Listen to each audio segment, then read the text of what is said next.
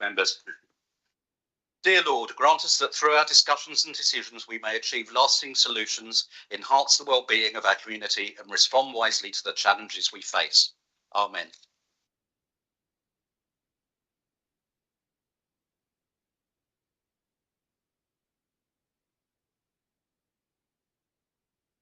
For our start, please can you make sure your phones are off and that your laptops are muted.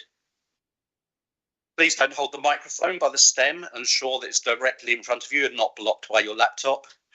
For those watching on the live stream, please use your microphone every time you speak, including when participating in a recorded vote. Otherwise, your voice will not be heard. You may find it easier to be seated while using your microphone. I'll take a break of 20 minutes at about 12:30 to allow those of you that wish to take refreshment. I may move that depending where we are on the agenda. We're not expecting a fire drill today. In the event of the alarm sounding, please leave by the nearest exit and gather at the front of the building. Do we have apologies for absence? Apologies have been received from the following councillors: Tom Dainty, Harry Hancock-Davies, Chris Naylor. Thank you. I'd remind members to disclose any pecuniary and other registrable or non-registrable interests in any matter to be discussed, including an interest in their register of interests, and leave the chamber prior to the matter to be discussed. I move the minutes of the previous council meeting held on 22nd of May 2025 as circulated with the agenda papers be signed as a correct record.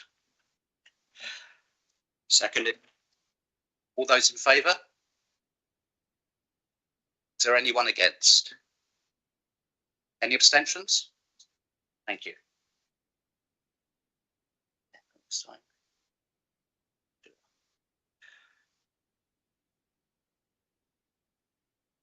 I refer members to the list of official engagements carried out by myself and the Vice Chair since the meeting of Council on 12th of December 2024, which has been circulated by email and by my predecessor. I congratulate all those awarded honours in the 2025 Birthday Honours List. In accordance with Procedure Rule 14, we will now deal with the questions from members of the public in accordance with revised procedure rules. The Assistant Director of Legal and Democratic Services will read out the public questions received from the members of the public who are not present. The relevant portfolio holder will respond to the questions. We've received a question from Andrew Skeets. Are you in the room? Would you like to come to the microphone at the front, please?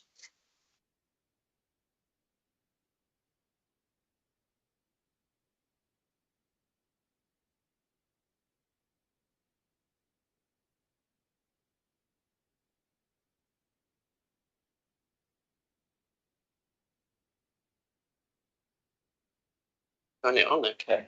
Good morning, everybody. My name's Andrew Skeets. It's nice to be here. And my question is, the council decided to found, wholly own and supervise the activities of Cornovi Developments Limited, a local building company. The council should now consider investigating whether Cornovi's two main aims, one, meeting unmet housing need, and two, providing financial assistance to the council are being achieved. Other companies currently concentrate on building the more profitable 3 to 5 bedroom houses. When Cornovi was founded, the council waiting list showed a 50% need for 1 bedroom, 33% for 2 bedrooms, and 3% for 4 bedrooms plus. Also, there were identifiable groups needing accommodation, including old people, young people, and those with differing disabilities and health issues. Those figures were taken from a meeting given to the council by Mark Barrow, then the Director of Place. From statistics provided by Cornovi, it seems not to have provided an alternative model to other providers, especially concerning target groups. There were significant start-up costs and ongoing costs. So instead of Cornovi providing a financial contribution to the council, it has been steadily increasing its loan liability to the council. Cornovi had a borrowing facility of £14 million at 31st March 2020, £42 million at 31/3/24, with a projected peak loan debt of £56.165 million in December 2027. These amounts are within a council loan facility of 69 million. These figures don't include the cost of Cornovi projects using council-owned sites, which occasionally have been funded by share issue in Cornovi, which is its own company. So I say that the term financial assistance to the council was both unquantifiable in target, amount and length of time it was to be achieved. Thank you. Councillor Owen, your response, please. Thank you, and I thank the member of the public for coming with the question today. Cornovi Developments Limited was created with a clear social purpose to complement the housing market by delivering homes that meet local needs, especially where the market is historically underprovided. Council recognises the importance of smaller homes and inclusive design, and Cornovi's business plan reflects this. While early delivery focused on establishing a viable pipeline and securing planning consents, the new administration is now reviewing Cornovi's housing mix to ensure it continues to align with the original vision. This includes evaluating the proportion of 1- and 2-bedroom homes being delivered and planned, assessing how schemes support specific groups, including older people and those with accessibility needs, and reinforcing the social value outcomes of future development. This review will help ensure Cornovi remains a responsive and community-focused developer, aligned with our upcoming new wider housing strategy. On the second point, Cornovi's financial model was designed with long-term value in mind. Like many development companies, it requires upfront investment to acquire land, secure planning and deliver homes. The increase in borrowing reflects the company's growth and the council's confidence in its delivery capacity. Importantly, all borrowing is within the approved £69 million facility and is subject to robust governance and risk management. Cornovi is currently in the growth phase. However, both financial and wider economic benefits have been flowing back to the council in line with the company's business plans since its inception. It is expected to reach peak debt in December 2027, at which point, subject to any further changes to the plan and company strategy, the debt profile will start to decrease as the net shareholder funds position moves to a surplus. The council is working to define and publish clearer metrics for financial benefits, including dividend potential, the land value uplift and social return on investment, for example, the provision of affordable housing and local employment. The council remains committed to transparency and will continue to monitor the company's performance closely to ensure it delivers both financial and social value for Shropshire's residents. Thank you.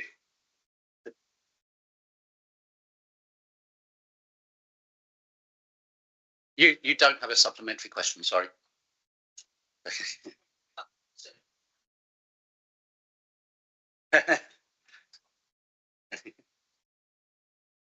Thank you.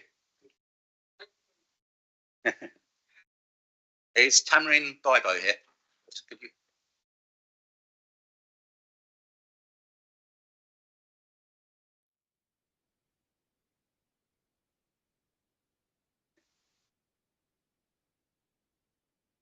Right hand button. Good morning, ladies and gentlemen. I have lived in Ryton 11 Towns with my husband and young family since 2021.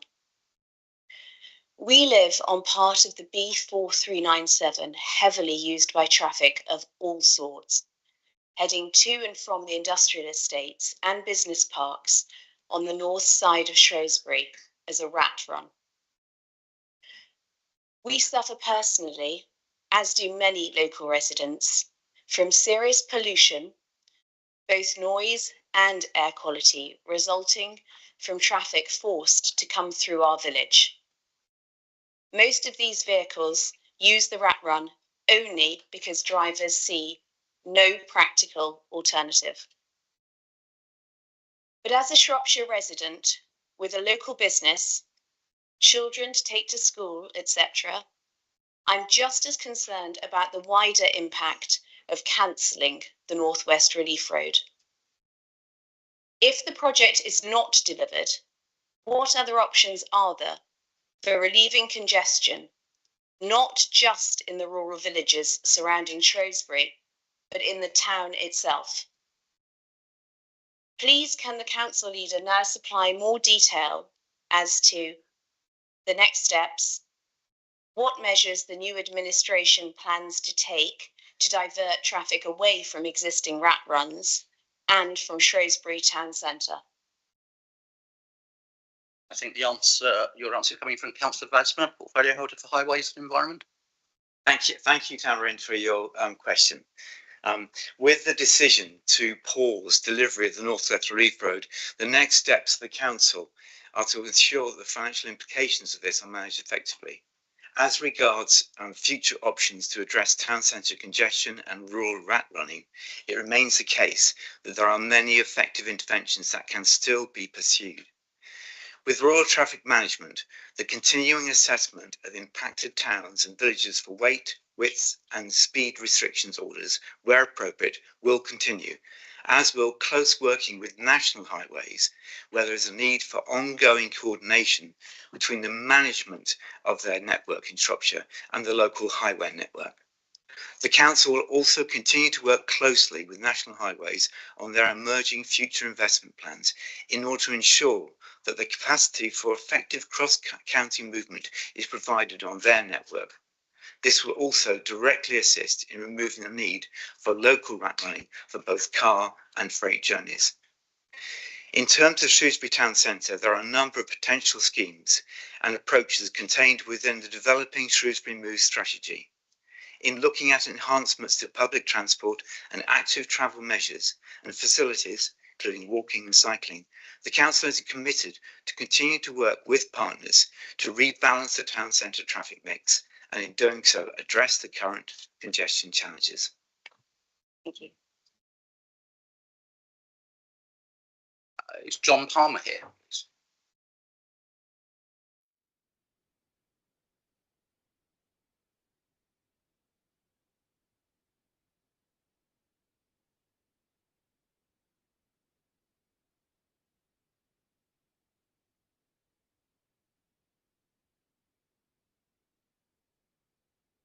Thank you, Chair. In April 2009, the newly formed Shropshire Council steered its exciting new £37 million entertainment venue, Theatre 7, into full activity, becoming a regional beacon, attracting residents and visitors to vibrant Shrewsbury, a town renowned for its culture and heritage. Promised as a facility for all the community, it includes the Walker Theatre, which has a standing capacity of 500.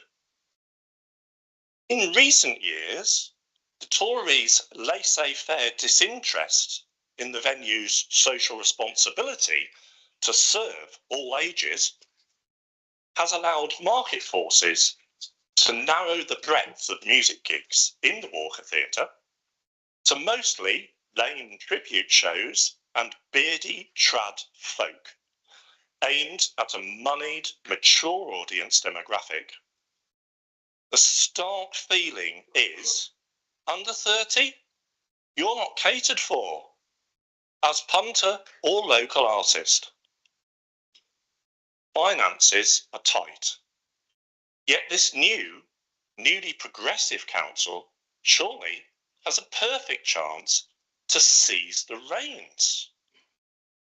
Will this council suggest raising middle-class, mainstream, main theatre performance ticket prices, thus allowing subsidising of low-cost entry to gigs by more dynamic, fresh touring bands with support from the best burgeoning talent amongst young local artists? Given such showcase opportunities, some young local artists may well progress to offers of European tour slots, cultural exchange to make the far-right isolationists weep. What about it? Councillor Owen. Thank you, John, for your very vibrant question. Theatre 7 prides itself in providing a busy and varied programme of events for all. With over 647 ticketed events in the last financial year, the live music programme is extensive and makes up a large proportion of these, with approximately 100 shows. Admittedly, standing gigs are far less frequently staged than seated, but this has been as much as for logistical reasons as financial. In January 2025, Theatre Services invested in a new PA system for the Walker Theatre, which will enable the staging of standing gigs without costly need to hire in sound equipment and engineers, which this investment has also enabled standing gigs to be staged within a 1-day time frame, whereas previously this has required a minimum of 2 days from the programming diary. With this new investment in place, viability has improved, and there are plans to extend our programme of live music gigs aimed at a younger audience. However, band tours tend to book much later than theatre shows, therefore achieving this relies on tour schedules and theatre availability aligning. Over the last 10 years, we've staged 23 different standing gigs with over 6,000 tickets sold for a variety of bands attracting audiences of all ages. 24 to 25 was Theatre 7's most successful year to date, generating over £7 million in income, attracting a record attendance of 224,595 to a ticketed event, which is a 12% increase on 23 to 24, and generating a surplus of £700,000. It is worth noting that there are other established venues in Shrewsbury already catering for this market, with an extensive programme of live music events at Albers Shed and the Butter Market. Thank you.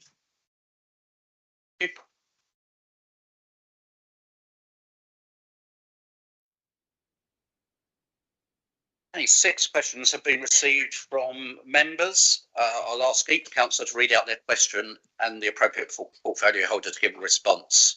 You then have an opportunity for a supplementary. Councillor Coleman.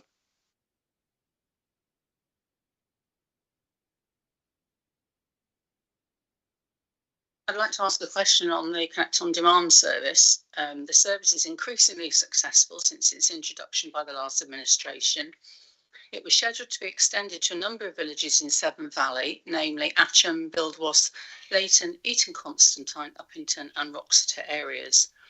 On inquiry as to the dates for when this was going to happen, I was told by officers while there's interest in expanding the service across Severn Valley, any rollout is contingent on funding from the Department of Transport via the Bus Service Improvement Plan submitted to the Government in June 24. It was reported recently that the number 20 Radbrook bus service in Shrewsbury will continue to operate for at least another year thanks to Government Bus Service Improvement funding awarded to Shropshire Council. Does this mean that the Bus Service Improvement Plan has been accepted and the funding is now available to extend the Connect on Demand services through places outside of Shrewsbury, such as into Severn Valley? Rob Wilson. Thank you for the question. Just to point out that Shropshire lost more miles of bus routes than any other county in England between 2015 and 2023, with a decline of 63% compared to just 19% across Great Britain. In 2022, Shropshire Council bid for £98 million of Bus Service Improvement Plan funding to allow for better, greener services for cheaper fares, Sunday services and real-time passenger information. But this was rejected by the previous government. Shropshire Council's latest Bus Service Improvement Plan set out a £73.5 million vision for buses in the county. This included £14.5 million for the county-wide rollout of Connect on Demand. Despite the new government saying that funding for rural areas would be unprecedented, Shropshire Council's £4 million out of the national allocation of £1 billion is the 53rd lowest of 73 allocations. This funding allows the local authority to support existing services through revenue support for 12 months, which ensures local bus services can continue to operate in the county. The council could use this to create new bus services, but the cost to launch an additional zone on Connect on Demand would require significantly more than the 25-26 allocation received. Villages within the Severn Valley are included within the scope, but we are currently awaiting a decision from the Department for Transport on future funding so we can realise these ambitions. They have not yet confirmed that any rural local authority as to if and when this funding will be received. Have you a supplementary? What's the administration doing about pressing on that? Why is it the Millbrace have had this Radbrook have had the additional funding, but this Connect on Demand doesn't appear to? It builds on the perception that everything happens around Shrewsbury and things outside of Shrewsbury don't get the services that they deserve. The issue we have is revenue funding, and the lack of revenue funding coming from the government doesn't allow us to make real choices for our residents, and we will continue to push our MPs to push for more revenue funding from the government whenever they're able to. Councillor Mallon. Good morning, Council. In recent years, Shropshire Council has begun approving battery energy storage systems. In the short time that this technology has been rolling out, these systems have demonstrated a significant fire risk, both nationally and globally, with a clear correlation between the capacity of the installation and the level of risk. Such fires produce highly toxic gases and widespread heavy metal fallout. These fires cannot be extinguished, burn for many hours or days, and require rapid fire service response to prevent spread to adjacent battery units within a site. Currently, the UK has no published requirements or standards for this technology.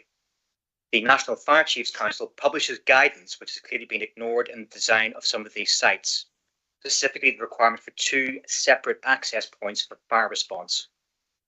Some sites are immediately adjacent to major roads, potentially causing traffic chaos, and a greatly delayed fire service response in the event of an incident. Applications never provide detailed specifications, i.e. identifying the model of battery equipment to be installed or the control equipment.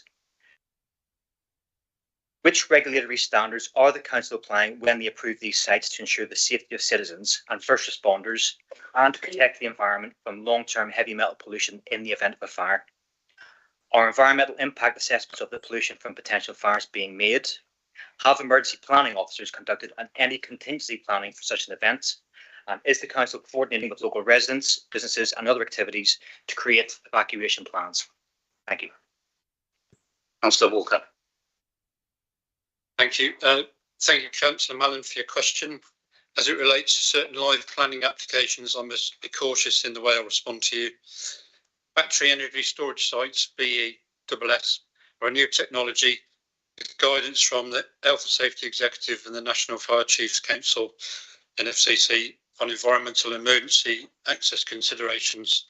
Local planning authorities decide on applications based on the local plan and the NPPF, which supports renewable energy and its result in achieving net zero targets. BESS enhances energy flexibility and decarbonisation, while no specific policies governing BESS sites citing, the NPPF advises identifying suitable areas for renewable energy, considering environmental impacts and community views. The NFCC's expectation is that a comprehensive risk management process must be undertaken by operators to identify hazards and risk specific to the facility and development, implement, maintain and review risk controls. From this process, a robust emergency response plan should be developed. Local authorities must publicise planning applications, allow community feedback, and while fire and rescue services are not a statutory consultee in these matters, government guidance encourages their involvement in the planning process for BESS sites. I can confirm that Shropshire Fire and Rescue Service have been consulted on all the applications that are currently live. As members are aware, all of the details of these planning applications and the relevant consultee responses can be viewed online.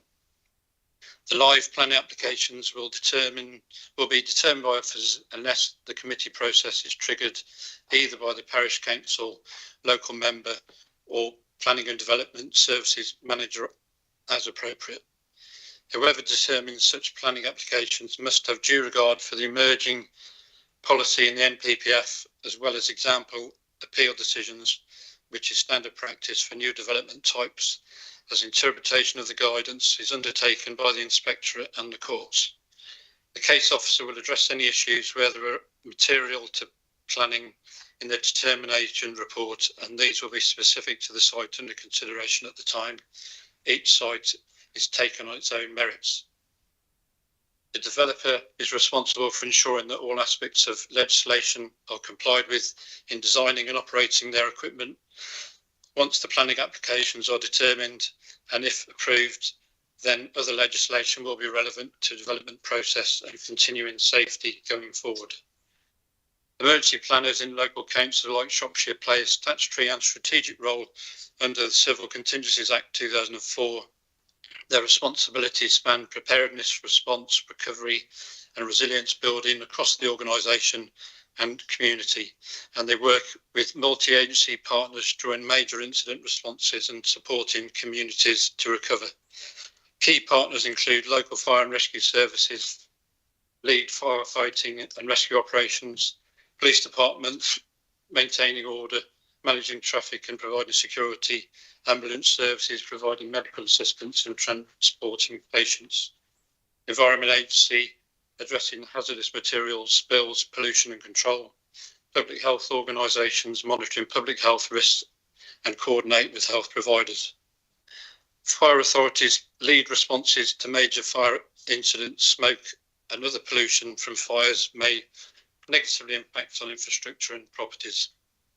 A significant incident could prompt a multi-agency response, which could require road closures, diversions, and in some scenarios, evacuation, which in turn would activate emergency plans.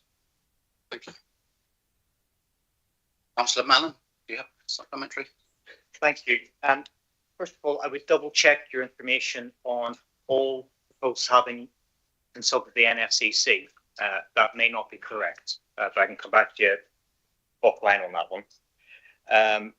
In terms of the pollution control, just to be clear, it's not simply pollution on site. The cloud will be carried many miles away. In a very recent one in California, they had heavy metal fallout 20 miles away, 33 times the acceptable limit for these metals. So it's not going to be a simple cleanup job. It's going to be widespread pollution. In terms of roads being shut down, what I'd like to emphasize here is the response time of the fire service. If one battery container goes up, then that will burn. It will not be put out. You cannot do that. What you can do is prevent the spread to, maybe. Can we make this into a question rather than a? Yeah. Okay. Here's a question. What is the liability on the council, given that we do not have a robust set of requirements and standards to work to, and the fact that when these proposals go in, they never specify the specific equipment they're going to fit? Walker. Would caution members generally, because they are live applications, that we can't get into debating the issues in this forum unless it's geared to be a planning meeting in its own right. Including sites that have already been approved and are in process, so it's not just live. We'd have to address the live applications. I mean, they'll all be taken into consideration during the planning application itself. So I'm sure officers will take away any comments and respond to any material things you've suggested. But just as a general point, as one of the other local members with one of these sites in their division, I do share a lot of your concerns. So it's important that we, with my portfolio hat on, that we make sure these go through the due process and it's fair to everybody involved in the process. Thank you. Councillor Rowley. Good morning, Council. I'd like to request that the Council provide detailed financial breakdown of the expenditure of the North West Relief Road project. Specifically, I seek clarity on the allocation of the 39 million spent to date. As we know, the initial budget allocations were as follows: 6 million for planning and design, 8 million for land acquisition, and 5 million for project management contingencies, totaling 19 million. Consequently, there has been a current additional expenditure of 20 million. While I understand that the price increases may have inflated these initial quotes, it is also noting that 8 million would have been saved due to the absence of compulsory land sales. Therefore, it is crucial for us to understand the allocation of these funds, particularly since no construction has commenced and is not expected to start soon.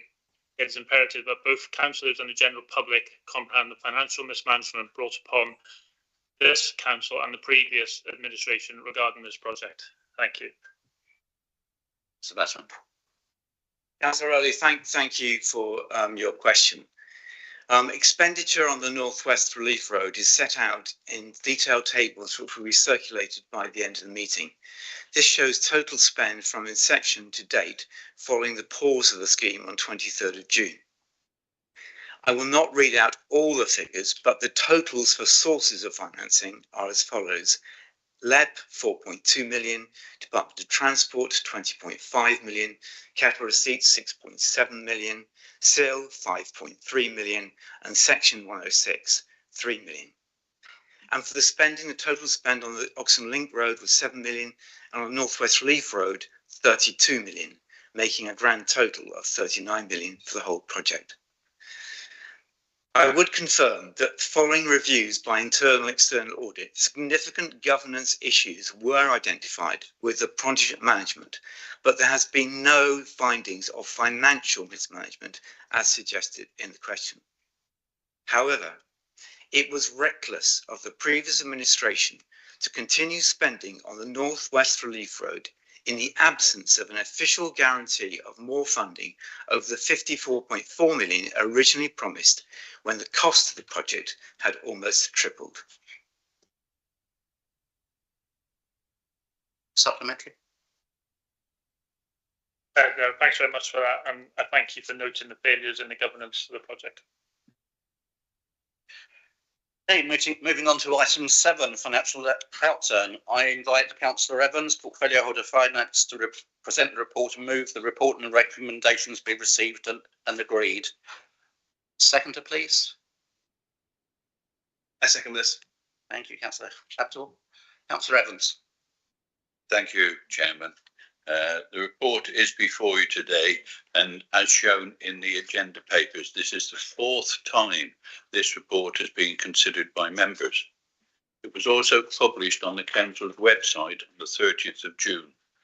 My congratulations to our staff in producing the report so quickly after the end of the financial year. The report lists budget variations that needed to be made to the last Conservative administration's budget, and which was agreed in February 2024. The budget that the Council agreed by a majority is, as listed, but was overspent by £34 million, and that is listed in Table 1. Below it are listed various reasons for this overspend, and I'll just briefly summarise. People, due to increases in demand and need by our residents. The reason is also because some invoices came in quite late in the financial year. This is being addressed and it is not expected to occur again. Place. Here it is a disappointment. It is a disappointment to me, and I've asked various questions of previous councils. It shows an overspend, or rather a list of savings that yet again were not made, £15 million of them. A capitalisation directive was obtained, again, quite late in the financial year, of 26.9 million. This helped ensure the legally required balanced budget was delivered. The council started with £8 million in general reserves, and it was the aim again to increase that. However, this again failed, and at the end of March, they are shown here as reducing to just £4 million. This is when it has been said many times should be between 15 and 30 million pounds. I do note that during the year in November, there was a report from Grant Thornton, the council's external auditors, who expressed their unhappiness at the way the council's budget had been presented and the way it was delivered.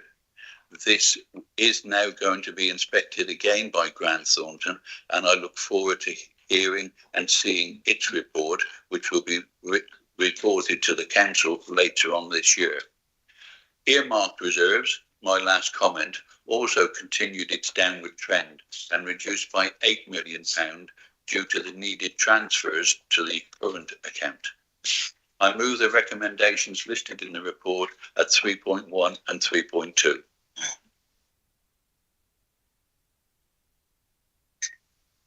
Councillor Stanford.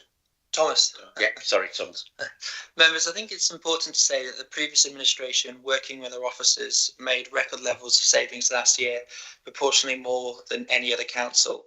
The pressure from social care is considerable and unlikely to improve, but when there's been overspend, it's because it's a statutory duty and not a political decision. In the previous administration, Shropshire Council invested in buying and staffing its own children's homes to reduce the spend of private sector homes.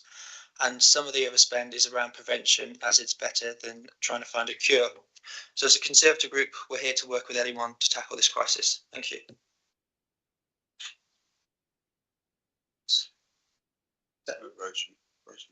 Yeah. Thank you, Councillor Rosemary Dartnell. Thank you.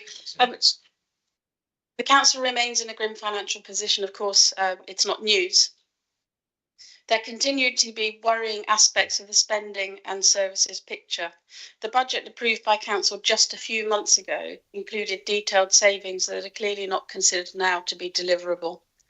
It's always better to be looking at the realistic picture, and we welcome the review of the budget that has taken place, but can't ignore the impact on the overall picture is a very disconcerting one, particularly the harsh reality of the general fund balance, which is currently projected to be a mere £606,000 by the year end.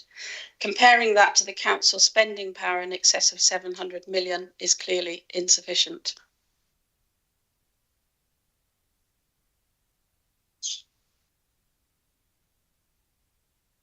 Councillor Abdul? Nothing more said. Councillor Evans. Thank you, Chairman. In reply to the two questions, previous savings proportionate statutory services, I have no argument with that, and that is listed under the people. But the place one and the savings that were due to be delivered by operations of this council, that is one of the reasons £15 million would have been very, very useful, even part of that, to have to go into our general reserves with it. And I also agree that the financially approved budget that was made in February, it is concerning, and I have used that the council is on a precipice, and we need really to look at those savings and those reductions that were in the Conservative budget to see if they are deliverable, and if so, how, because the concern for this administration is the effect of the savings on the people of Shropshire. We need to consider what those savings are whilst ensuring that the council remains viable and can continue operating in Shropshire. I think every councillor here does not wish others to come in and start managing. We want to manage our own house, be masters in our own house, and that is my aim.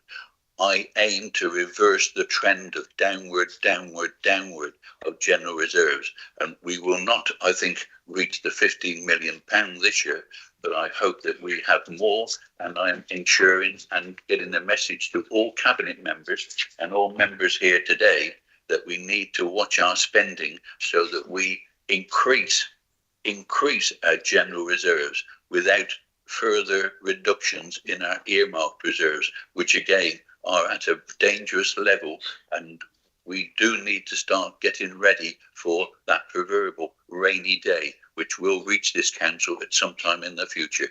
So I again move the recommendations 3.1 and 3.2, Chairman. Thank you. Okay, move to the vote. Those all in favour of receiving the report?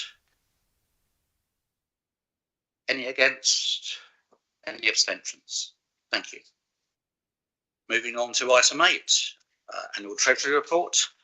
I again invite Councillor Evans to move. Second from Councillor Abdul. Councillor Evans. Thank you, Chairman. This is largely a factual report, and it has in the past gone through quite quickly. And as one will see, it is again the third time this has been presented for debate. During 24-25, it contains explanations of actions of our staff and are all in line with the strategies laid down and agreed by this council. It is reported that for the first time, the return on investment is marginally below the benchmark figure. This is due, as was explained to the Audit Committee yesterday, the lower cash that the council now has in its bank and the reasons for managing the cash flow month by month. It is a factual report, and it does, with the appendices A, B and C, show how and what our staff working in this area have done during the last year. I congratulate them on getting the return they do, even with less cash available to invest for any length more than a week or a month. I move recommendations listed in 3.1 and 3.2. Anybody? Acceptable. Okay. Oh, sorry, I couldn't see your hand. Sorry, thank you. Councillor Rosemary Dartnell. I just, sorry, I thought you were looking for a second, Chair. Just want to recognise that while this is a report that's historical, it's covering the 24-25 period. I just wanted to ask a question about the fact that the current sort of economic outlook. So with the current projection of steady interest rate reductions through 2026, does the portfolio holder expect Treasury management to continue to manage cash flow well without negative impact on the council's budget? Thank you, Chairman.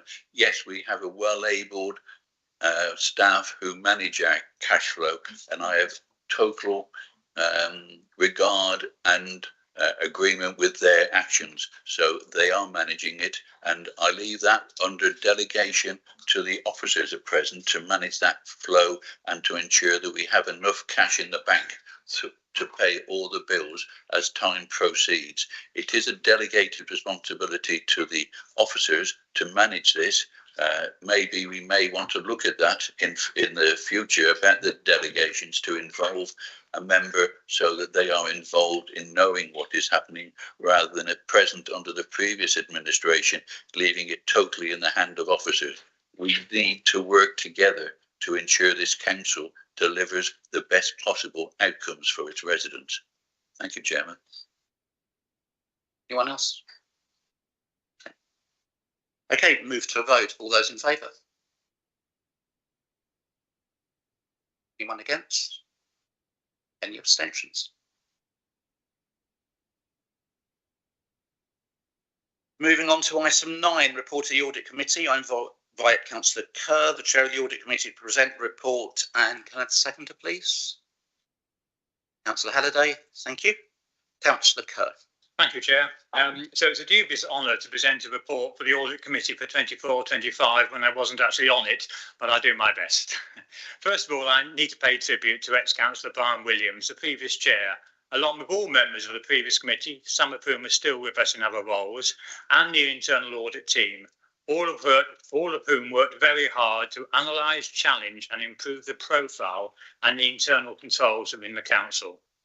Brian held the position of chair for 20 years, and when he started, he was older than me, so audit clearly keeps you young. Unfortunately, the council is now facing a financial situation described in this report as extremely challenging. Indeed, some might say it is a crisis. The savings made last year are very impressive by local authority standards. Unfortunately, there are also only 52% of the savings we needed to make. Whilst we can all agree that successive governments have not given us the resources required to meet statutory needs, it is also the case for 6 successive years the Council's own internal audit team has only been able to provide us with limited assurance. This should be a concern to us all and is something we should all be determined to improve. After all, it is within our own gift as to how we perform. It's not the government's fault. It's not surprising that the risk register is showing a worrying escalation in corporate risks, while at the same time the council has changed administration, had a significant number of new members and has moved to a new operating model. The new audit committee is determined to help the organisation to improve its efficiency and effectiveness, as we all should be. We are seeking to increase membership from 5 to 9 so all groups can be represented, and to change the title to the Audit and Governance Committee to better reflect its scope. We are also looking to demonstrate a culture that is open and willing to embrace our new ideas and new ways of working. We have to try out new solutions to old problems. I hope the Council will give us their support, and I move the recommendations in paragraph 3.2.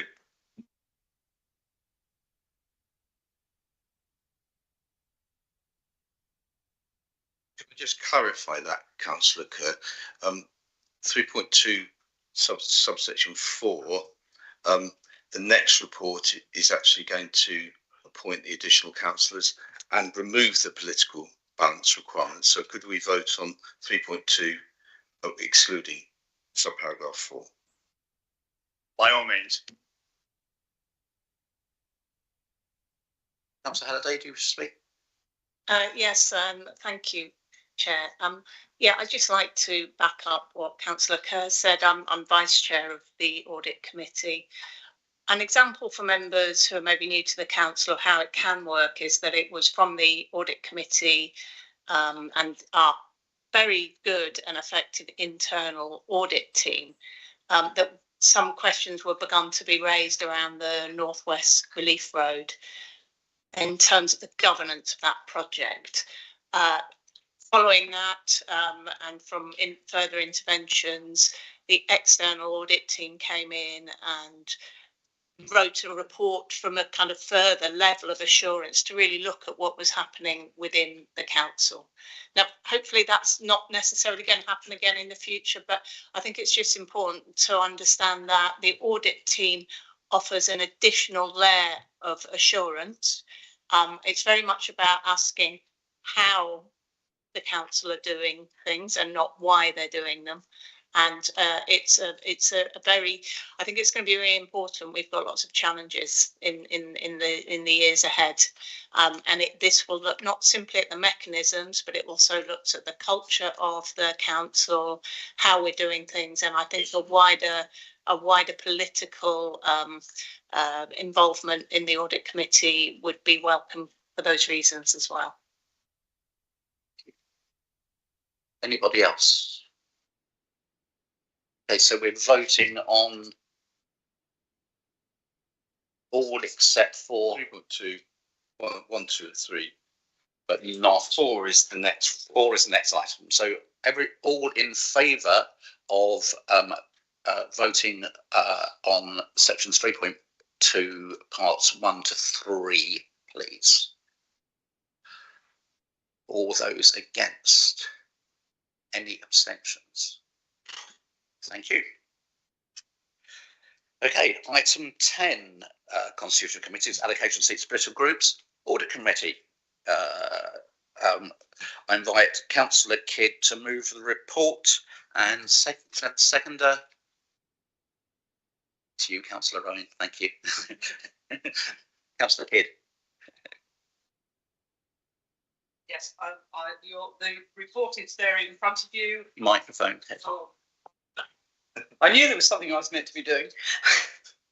Yeah, the report is straightforward. It's you will all have read it. It's just the allocation of seats across the political groups, and particularly the audit committee, where we have a recognition that actually audit needs to be strengthened. Have 9 members, but actually we now need to vote on the bits that we were advised that we need to do in this section. And so I move the recommendation. Yes. Thank you, Chair. I just wanted to speak very briefly on this, which I think will, of course, be supporting. Just to give members some background, this came out of a suggestion from Councillor Kerr to Councillor Kidd and myself, and I think a few others on audit, and we were very happy to sort of listen to it and try and find a way forward that strengthened the committee system.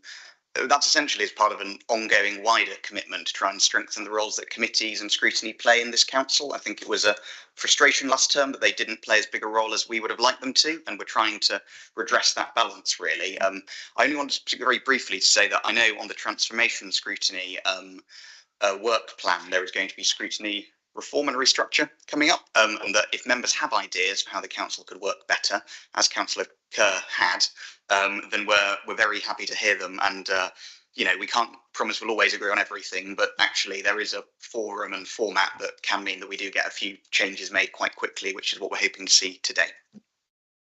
Councillor Kerr. Yeah, can I thank the administration for being receptive to these ideas. I think, yeah, they've been very responsive to it. There's just a small amendment I'd like to make. The SIPFA advice is very clear that they don't recommend substitutes. So in taking this forward to appoint members, the audit committee or myself would recommend that we do not appoint substitutes. That's to stop somebody coming into the audit committee who hasn't had the context and the understanding and it struggles to actually make an effective contribution. With a committee of 9, we don't feel there's need for substitutes. We can perform our functions. Thank you. Do you have a seconder for your amendment, Councillor Kerr? Okay. Would you like to speak, Councillor Halliday?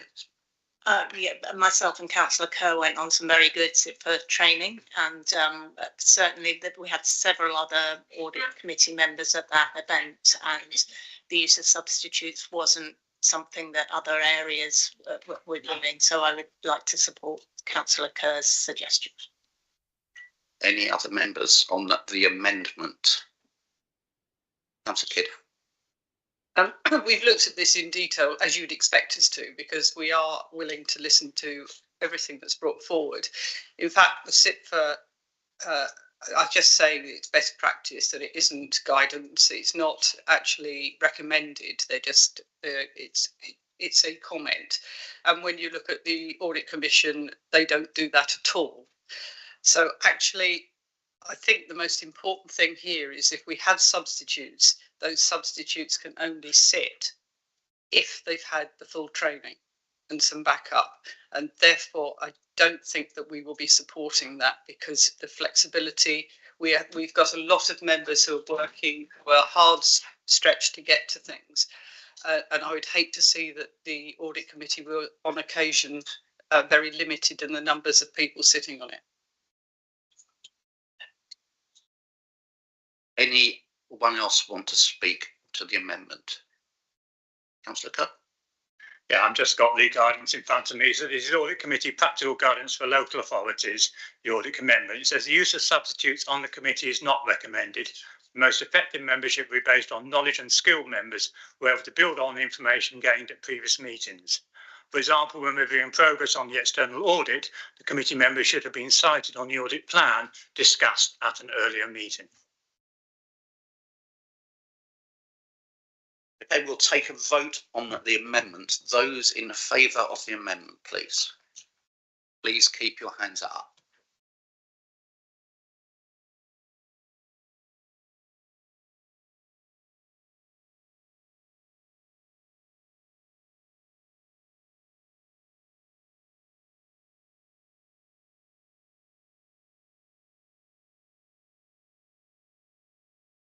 Those who lower your hands. Those against the amendment, please keep your hands up. 2, 2.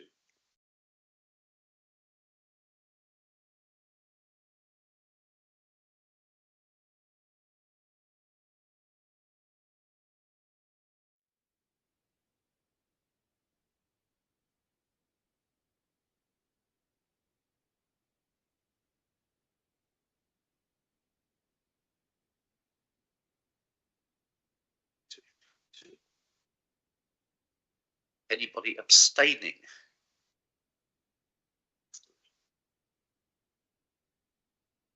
Okay, that amendment is lost. We now go back for a vote on the original motion. Those in favour, please raise your hands. Yeah, you can lower your hands. Any against? Any abstentions? Thank you.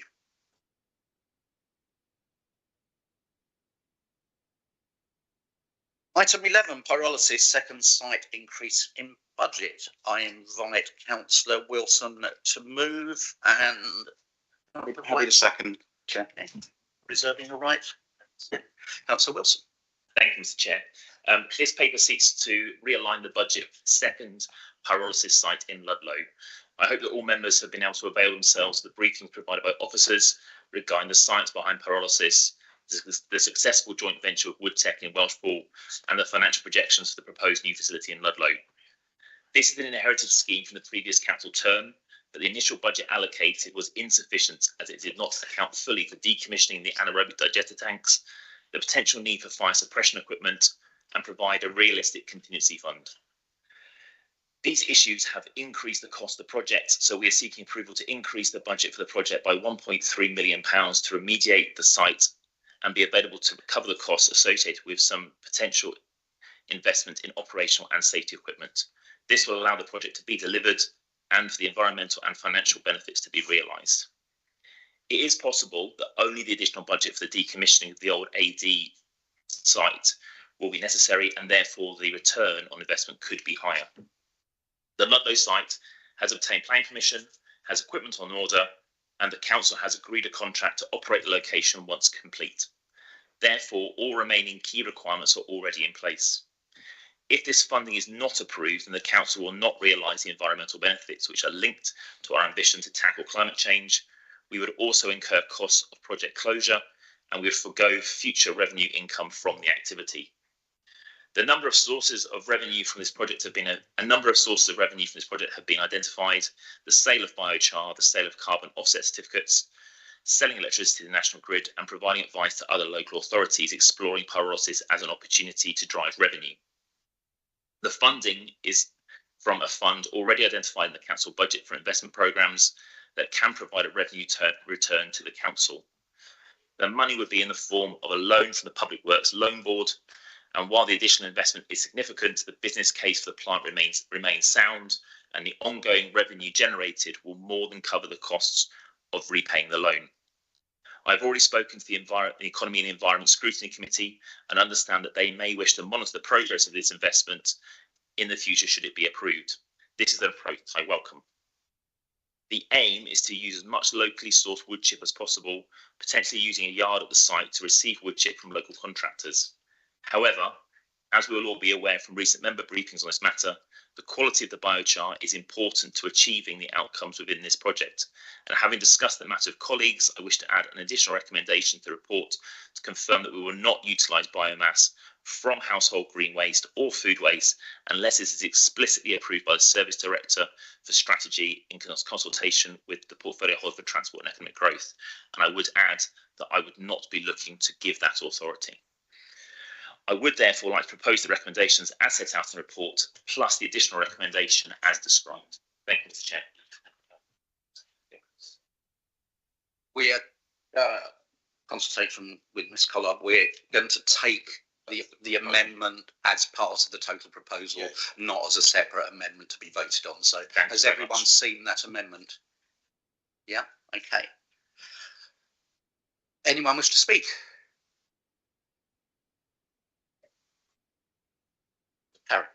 Sorry, I just wanted to say that we did vote at the town council that we were very concerned about this site, and I believe that one of these things had been, as he's just said, that not going to put food waste into it, which was something I was originally at the first site that was there, and we voted for that to happen.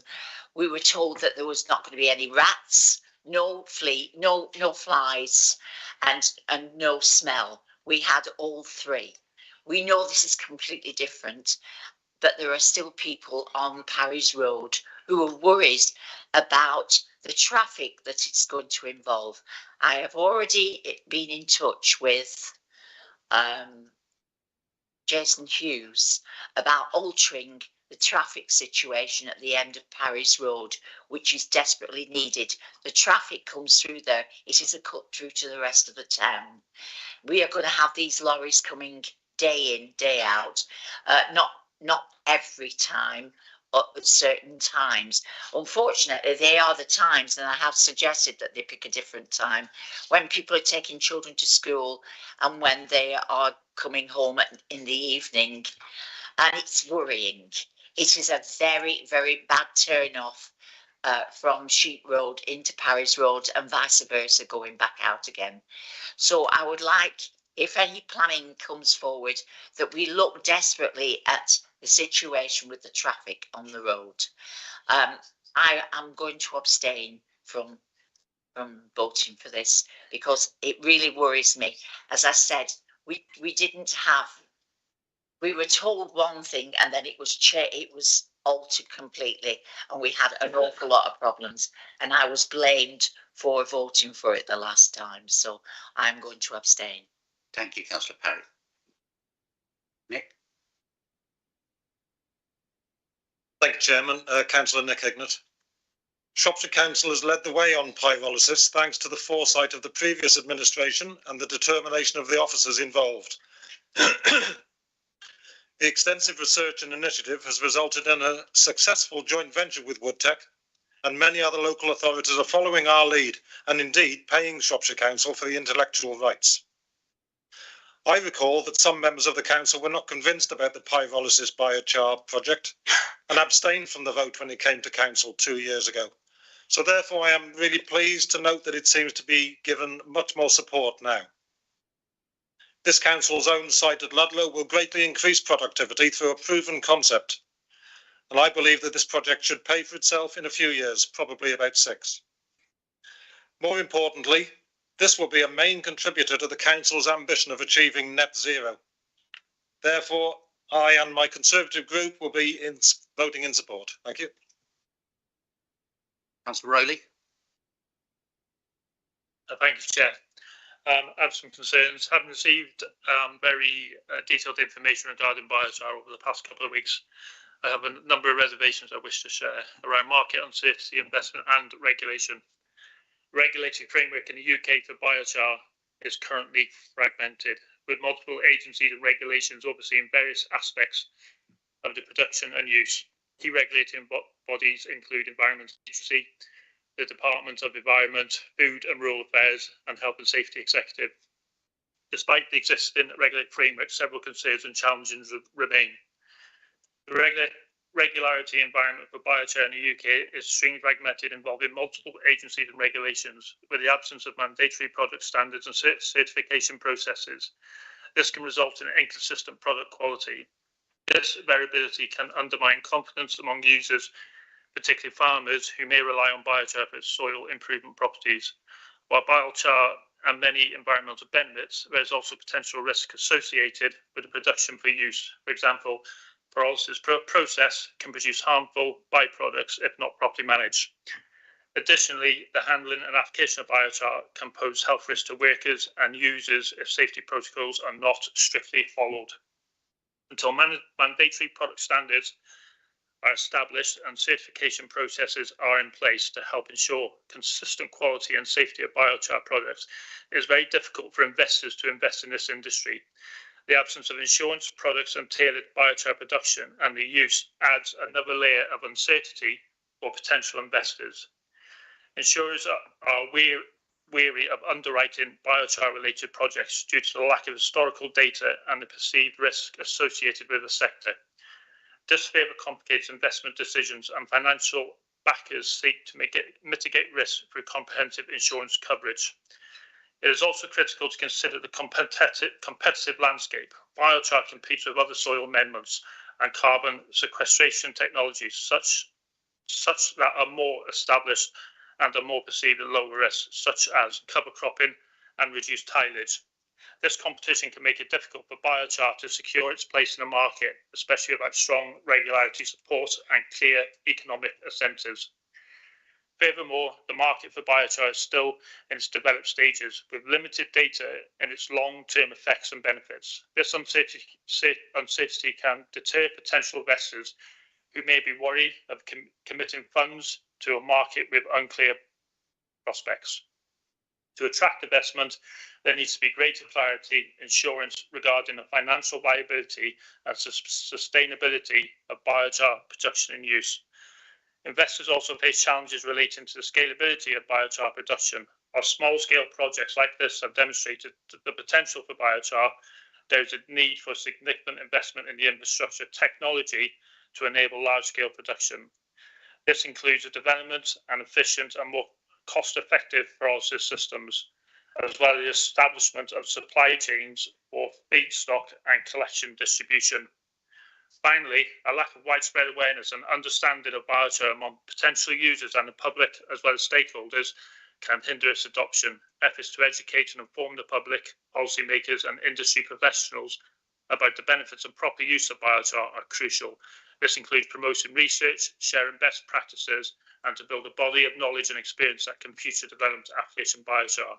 Given these concerns, I urge members to reconsider supporting additional funding. If this industry was truly promising, investors and banks would be interested in queuing up, but they are not. It is risky for the council to borrow and use taxpayers' money on such an uncertain venture with an administration aiming to save money. Thank you. I have Councillor Boddington next. Thank you, Chair. I live very near this plant and I fully support it. We did have problems with the biodigester, and that was true, but a lot of that was the way it was managed. This is a completely different concept, as Councillor Parry said, and it is going to be fed wood, and that's a crucial thing. There is no wet waste, so there's no problem with any pests or anything like that. The traffic movements don't concern me. It's estimated at 300 truckloads a year. There are 400 to 500 vehicles a day along Parry's Road. And I know because I've done 3 or 4 counts, they've just multiplied, I have to say. And it is used by 44 ton trucks regularly. And that is really normal. So just adding an average of 3 trucks a day, I don't see the problem. There will be more in the winter and fewer in the summer, because that's the cycle of woodland. But I think I support it fully. There is concern amongst local residents about pollution and in the town council, but I think that's a misunderstanding of the science. That if you read the emissions reports very carefully, there's very, very, very low risk, and it's lower than the pollution that would come from the A49, which is actually higher than this plant, and where you're getting constant pollution from brakes and tyres and exhaust. It's not an industrial state. I think it's a perfect place for it. It will help do something, I hope, that the biodigester did. The biodigester created 120 jobs in industry outside the biodigester. And Ludlow became an early centre for developing biodigesters. That's faded somewhat. There's no reason why we shouldn't be a centre for development of pyrolysis. And that will help boost Ludlow's economy. I support this fully. Councillor Dean. Thank you very much. 3 quick points. The first is that I think this is a great example of something which meets what you might call the triple bottom line. If only if we could assess everything in that way. It has benefits financially, it has benefits socially, it has benefits environmentally, and as such, our group will be supporting it. The second point is with regard to investment, responding to the point from the Reform Councillor. It's always been the case that innovative investment in many areas has to be led by the public sector, and this is a great example where Shropshire Council has led on that. And the third point is just to draw contrast, I think, between the statements from the Reform Councillor today compared with the huge enthusiasm for the pollution producing chicken farms that are being planned, and which we well know are going to do damage to our rivers. So I just hope that he will use the same level of detail when it comes to analysing the impact of more chicken farms. Thank you. And Councillor Richie Simmons, I think it was next. Yes, thank you. Sharon from Highley. I don't understand, and I would love clarity around how we can so badly budget these large projects like the Northwest Relief Road and the Pyrolysis. You know, coming back for a few quid is one thing, but it's coming back for millions and millions of pounds. And the second question I have is, why would we even consider further borrowing in light of our current financial situation?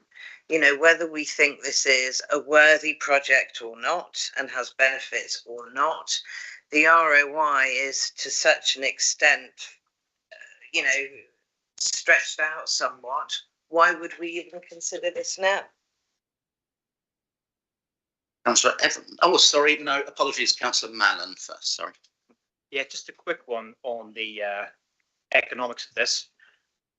I'm curious as to how dependent the viability financially is on the carbon trading market, and could these work without it? Councillor Evans. Thank you, Chairman. As intimated earlier on, finance is in my portfolio, and I have criticised this council for many, many years of not investing to save. If one looks at the bar chart on page 5 of this report, you can see the return that comes back to this council there. If that is to be believed, this is a good investment.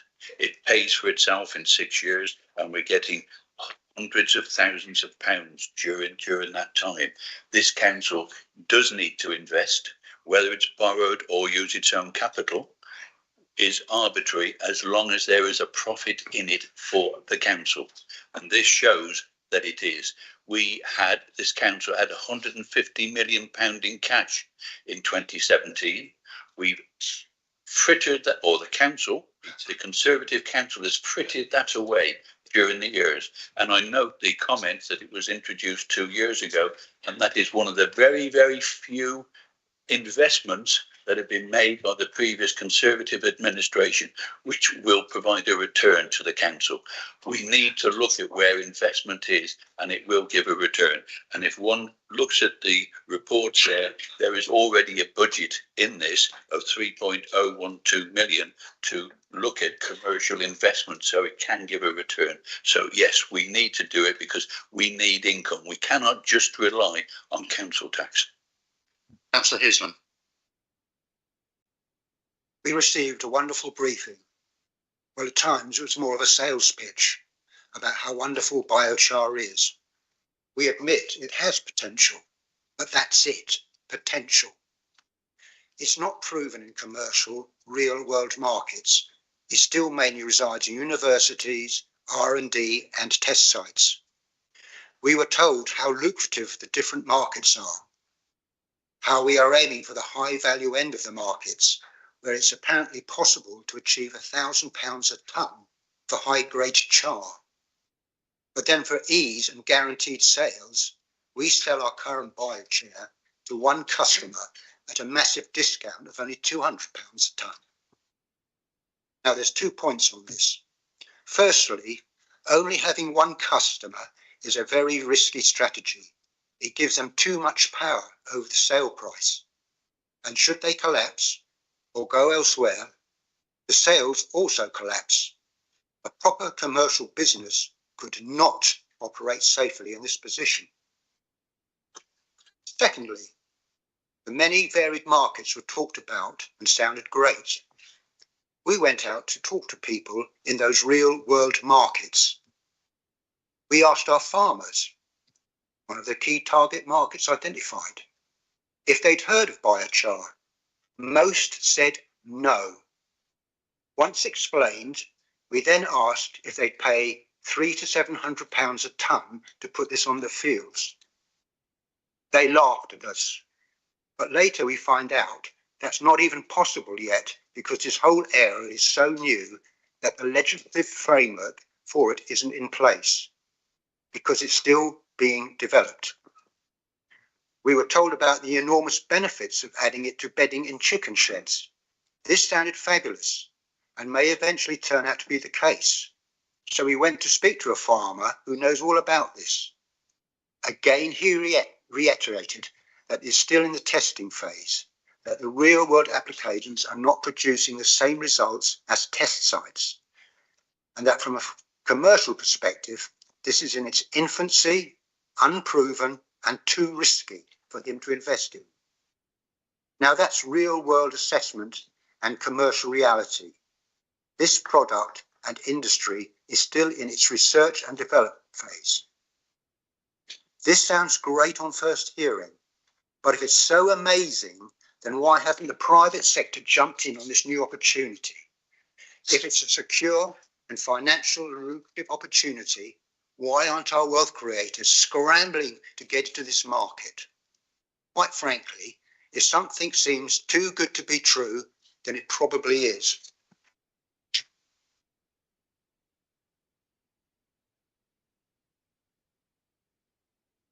I have Councillor Waite and Councillor Bird. Is there anyone else who has faithfully sat at home and written their script for their first speech, or otherwise I will move on to. Okay. Yeah. Okay. 1, 2, 3. I've got a few more. Right. The few more that have shown your hands, I'll take, but then I'll draw a line underneath it. Councillor Waite, please.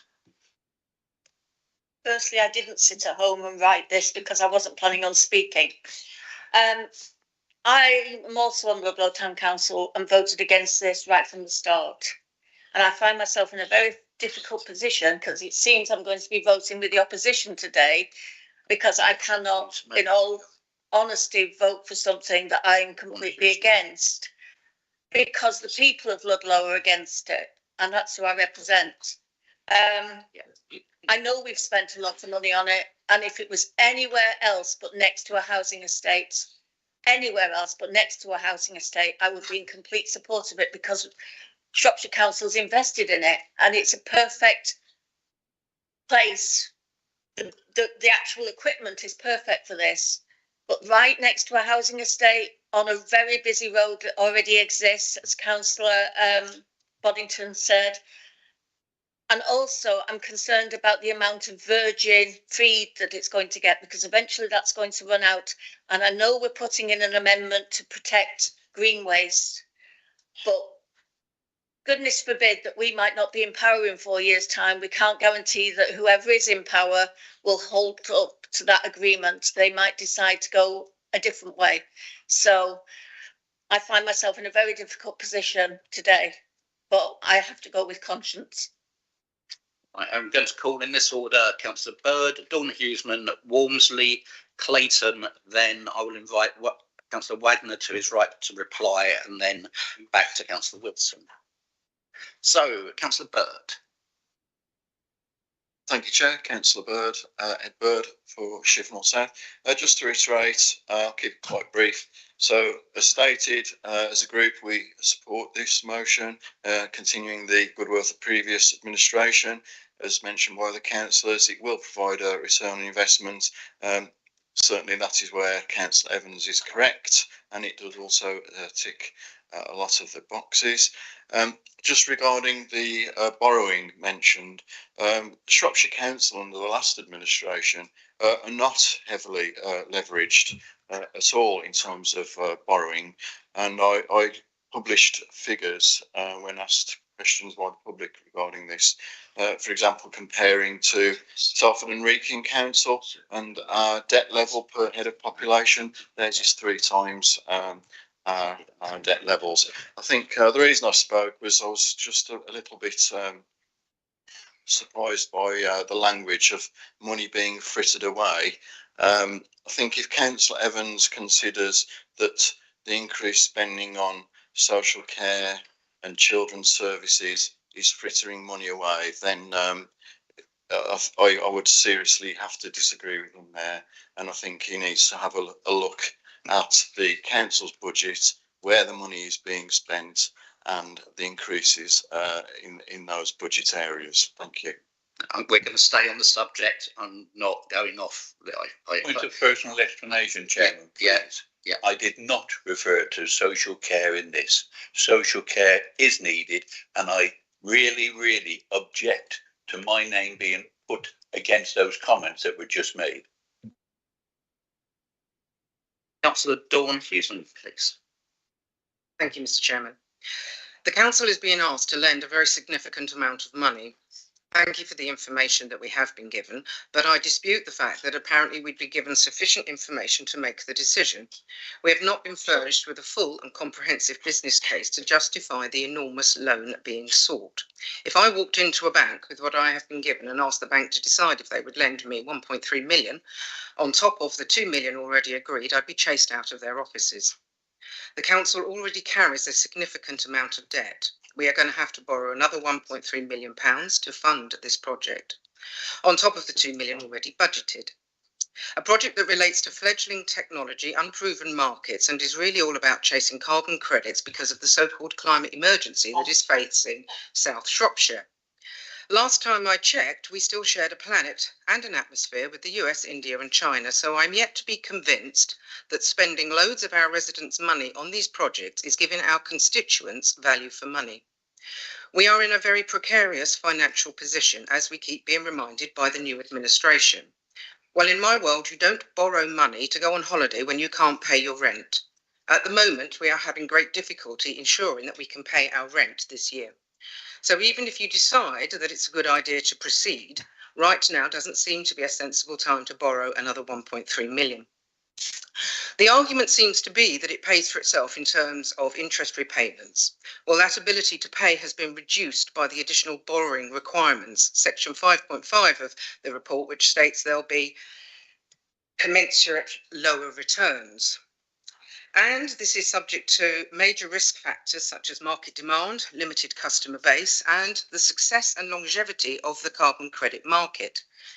To be genuinely viable, the business needs to be able to stand on its own 2 feet without the need for subsidies and grants.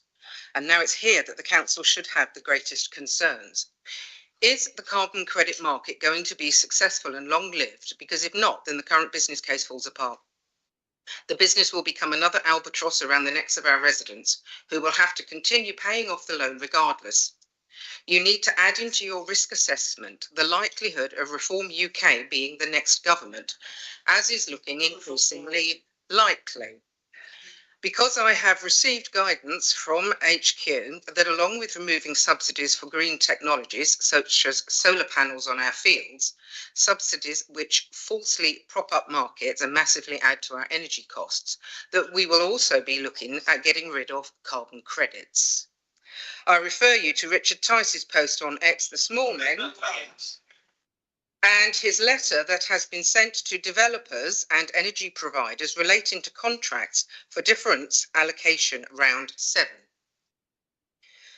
If that happens, I don't want to see our residents having to pick up the tab for poor decisions by members. I feel that the business decision making is flawed because you are doing all this with other people's money and not having to take on the risks and, more importantly, the consequences of poor decisions in the way that business and real commercial operators have to. Therefore, I put to the council that before approving the loan, you make it a condition of the loan that all forecasts and financial information are certified, a true and fair view of the situation, and back this up with a warranty that is the full length of the loan. The warranty should include joint and several liability for the loan and any and all costs, and this should be legally signed by the shareholders, the directors and the company. That's what happens in the real world. You can't just walk away from the consequences of your actions and expect others to clean up the mess. Thank you, Mr. Chair. Councillor Walmsley. Thank you. I've been watching this project with interest. It crosses over with work I do in my professional life, and I'm aware both that pyrolysis is an emerging technology and also the potential huge benefits for any business or organisation that manages to overcome the challenges that have quite reasonably been mentioned by other speakers today. I think the council are actually very well placed to overcome some of those challenges. Councillor Rowley talked lots about the need to do it right, the concerns of potential investors about investing in a technology where what they get is a half-baked job. And what I've seen of this council already in my short time with it says that actually they would approach it and tackle the challenges, be open about what they find, and make sure they're compliant with all the relevant legislation to create a technology and a product that they can sell, which would inspire confidence from investors. So it's unsurprising, having said all that I'm expecting to support this. I do also recognise the risks associated with it, and particularly some of those Councillor Huseman mentioned at the end of her speech. As Vice Chair of the Economy and Environment Committee, I would be very keen to see this come to us for close scrutiny. We're all aware of the council projects that have previously been taken on and then gone significantly over budget and failed to deliver the promise that was originally made. There's definitely a route for this to be a success story. We need to keep a close eye on it to make sure that that is what it becomes. Clayton. Thank you, Mr. Speaker. I just wish to quickly state I only found out about this a little over an hour ago, so I promise I haven't been scribbling away in my bedroom last night. What I will do instead is read you yesterday's letter from MP Richard Tice to developers, energy providers and so on, but fellow Councillor Dawn referred to in a statement because it directly relates to and impacts the decision for this council today to increase borrowing to 1.3 million. Quote, we will prioritise an affordable energy supply over expensive decarbonisation targets. And as a first step, we will seek to strike down all contracts awarded under AR7 allocation round 7.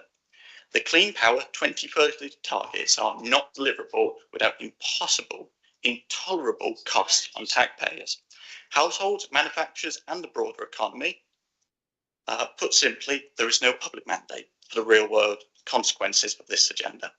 Soaring energy bills, industrial decline, the imposition of Point of information, this is not an energy scheme. He's speaking on something completely different to this matter. I move that the speaker be Mr. Speaker, this isn't related to quiet. Sorry, points of information actually don't cover this, but I repeat, the imposition of the intrusive infrastructure of Greenland will weaken energy security. Reform UK is now leading in the national opinion polls, and a future government led by Nigel Farage is now more likely than not. We intend to win the next general election. We will immediately reassess all net zero commitments. We will prioritise cost, reliability and security of supply over surplus decarbonisation targets. And as a first step, we seek to strike down all contracts under AR7. Order, Chairman. Should you choose to participate, should you treat any long-term revenue streams as political or commercially unsafe? Prospective investors in the UK's net zero economy would be wise to take note. Richard Tice, Deputy Leader of Reform UK. I think it's clear that not only is the current financial uncertainty of this project unacceptable, it is clear the financial outlook for this project would deteriorate even further next general election. And honestly, I find it comedic that comments being made regarding chicken farming, regardless of the fact that one of the key intended uses is poultry farming. Can we just, everyone, thank you. Firstly, you've gone way off the debate. Secondly, sorry, Councillor Kerr, a point of order only applies to process or legalities. And it's a process, it's not speaking to the item, you're speaking off the item, as you just said. Councillor Kerr, thank you. Right. Do you wish to address the particular issue that's on the paper, or are we going to carry on discussing what Mr. Tice has written in the paper this morning? May I clarify what these statements are in relation to then? These statements are specifically to all net zero related commitments, and I think everyone can agree that this is a net zero commitment. This is done for the benefit of the environment, okay? So it's very clear that this statement stating that all net zero UK investors should take we're going to move on because it's not relevant. Councillor Wagner as seconder. Thank you very much, Chair. And I think, before I speak, I think I haven't called you. No, Councillor Wagner is now making his point as seconder of the motion. I think Councillor Wilson will be best placed to answer some of the more specific queries which have been raised. I think this is, for the most part, being a good debate. There's ideology in the air towards the end, and frankly, I don't think we're going to be basing our policy based on what's in the Times this morning. I think we base it on hard evidence, on government policy, on the direction of travel, and this council has got a fundamental problem in Ludlow because we have this site that we need to decommission, that we need to work on, that we need to have a solution for. I think the substance of this argument isn't about, as I say, page 2 of the Telegraph. I think it's actually about, A, the finances of this proposal. There is debate on it. I concur with what Councillor Dean said. I think this is an exciting, innovative technology. Investment entails a level of risk. I think that based on the briefings we've had, I think based on the case that's been laid out, I think based on the detailed financial breakdown we've received, that is enough for this council to go on. I'd also say there's the other specific issue, which perhaps hasn't had the airtime it deserves, and I think is a valid concern, which is about residents in Ludlow. I think some of them feel quite concerned about this. I know the town council has expressed its worries. I know councillors Parry and Waite have done the same to me and to Councillor Wilson over this.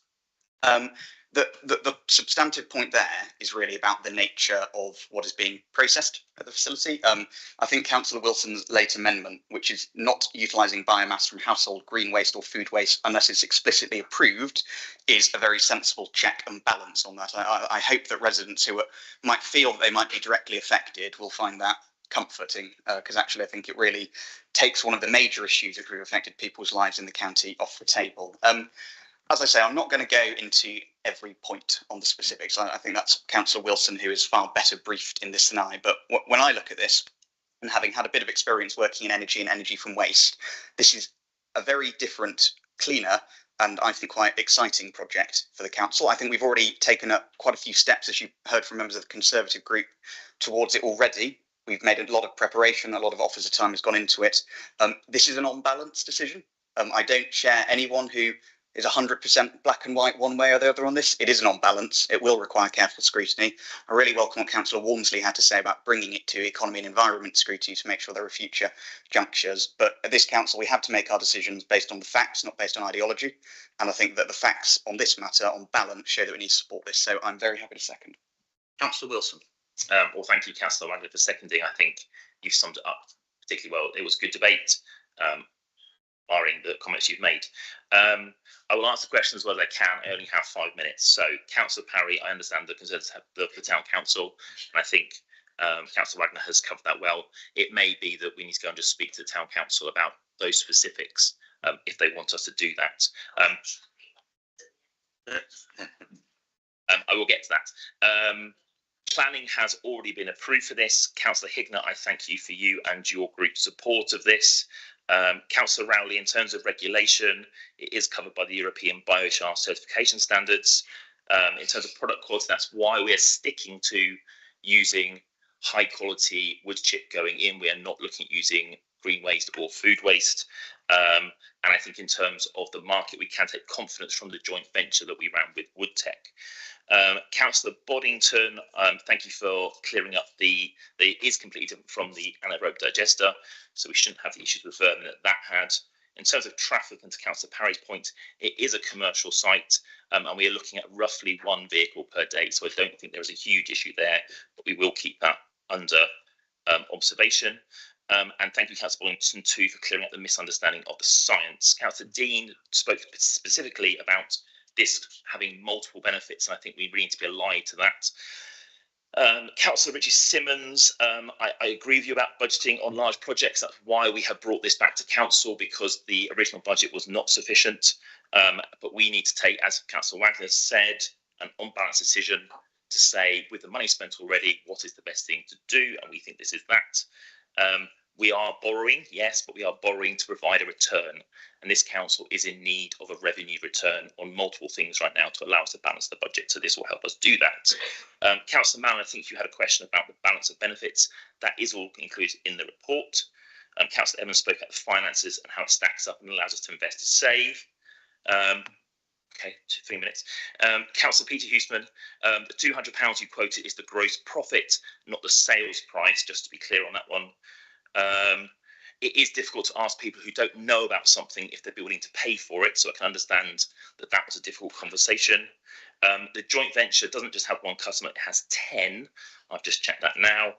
The private sector is investing in this, and actually the council has been approached by private sector investors asking to buy our development off us, but we don't want to because it's providing us with a return. Sorry.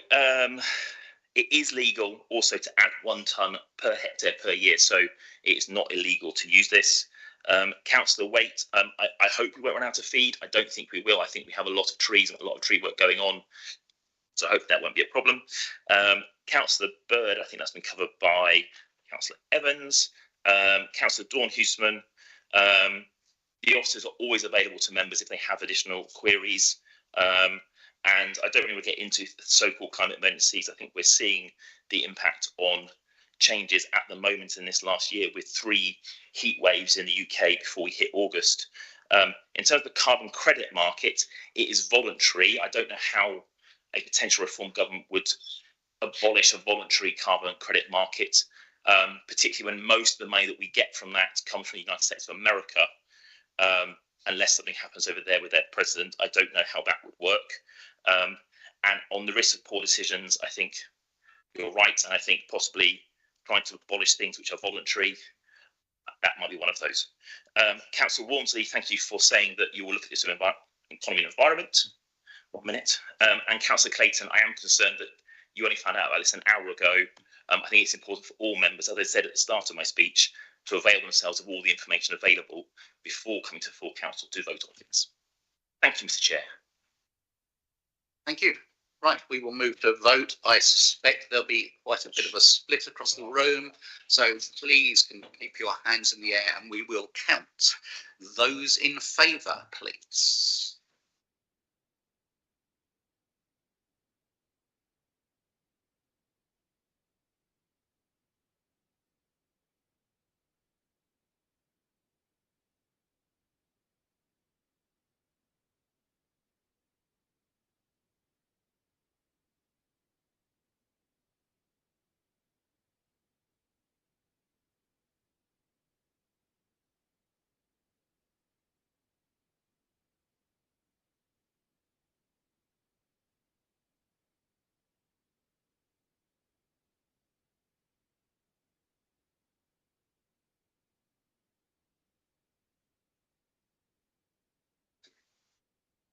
Okay, thank you. Those against, please.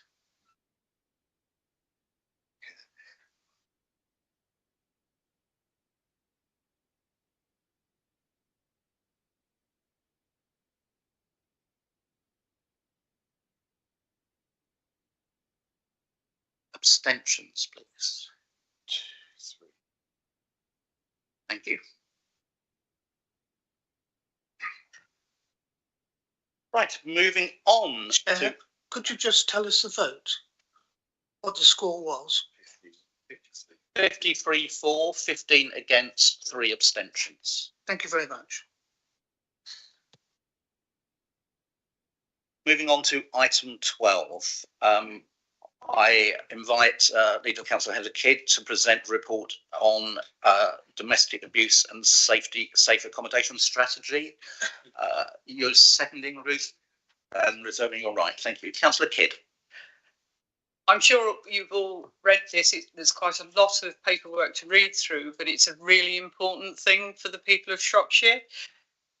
Every 3 years, this needs to be refreshed. It was introduced as an act in the last government in 2021, as you will have seen. We adopted our strategy in 2022, and this is the year for refreshing. Otherwise, we'll be out of strategy. It was originally funded by DLUC, and now it continues to be funded by the MHCLG.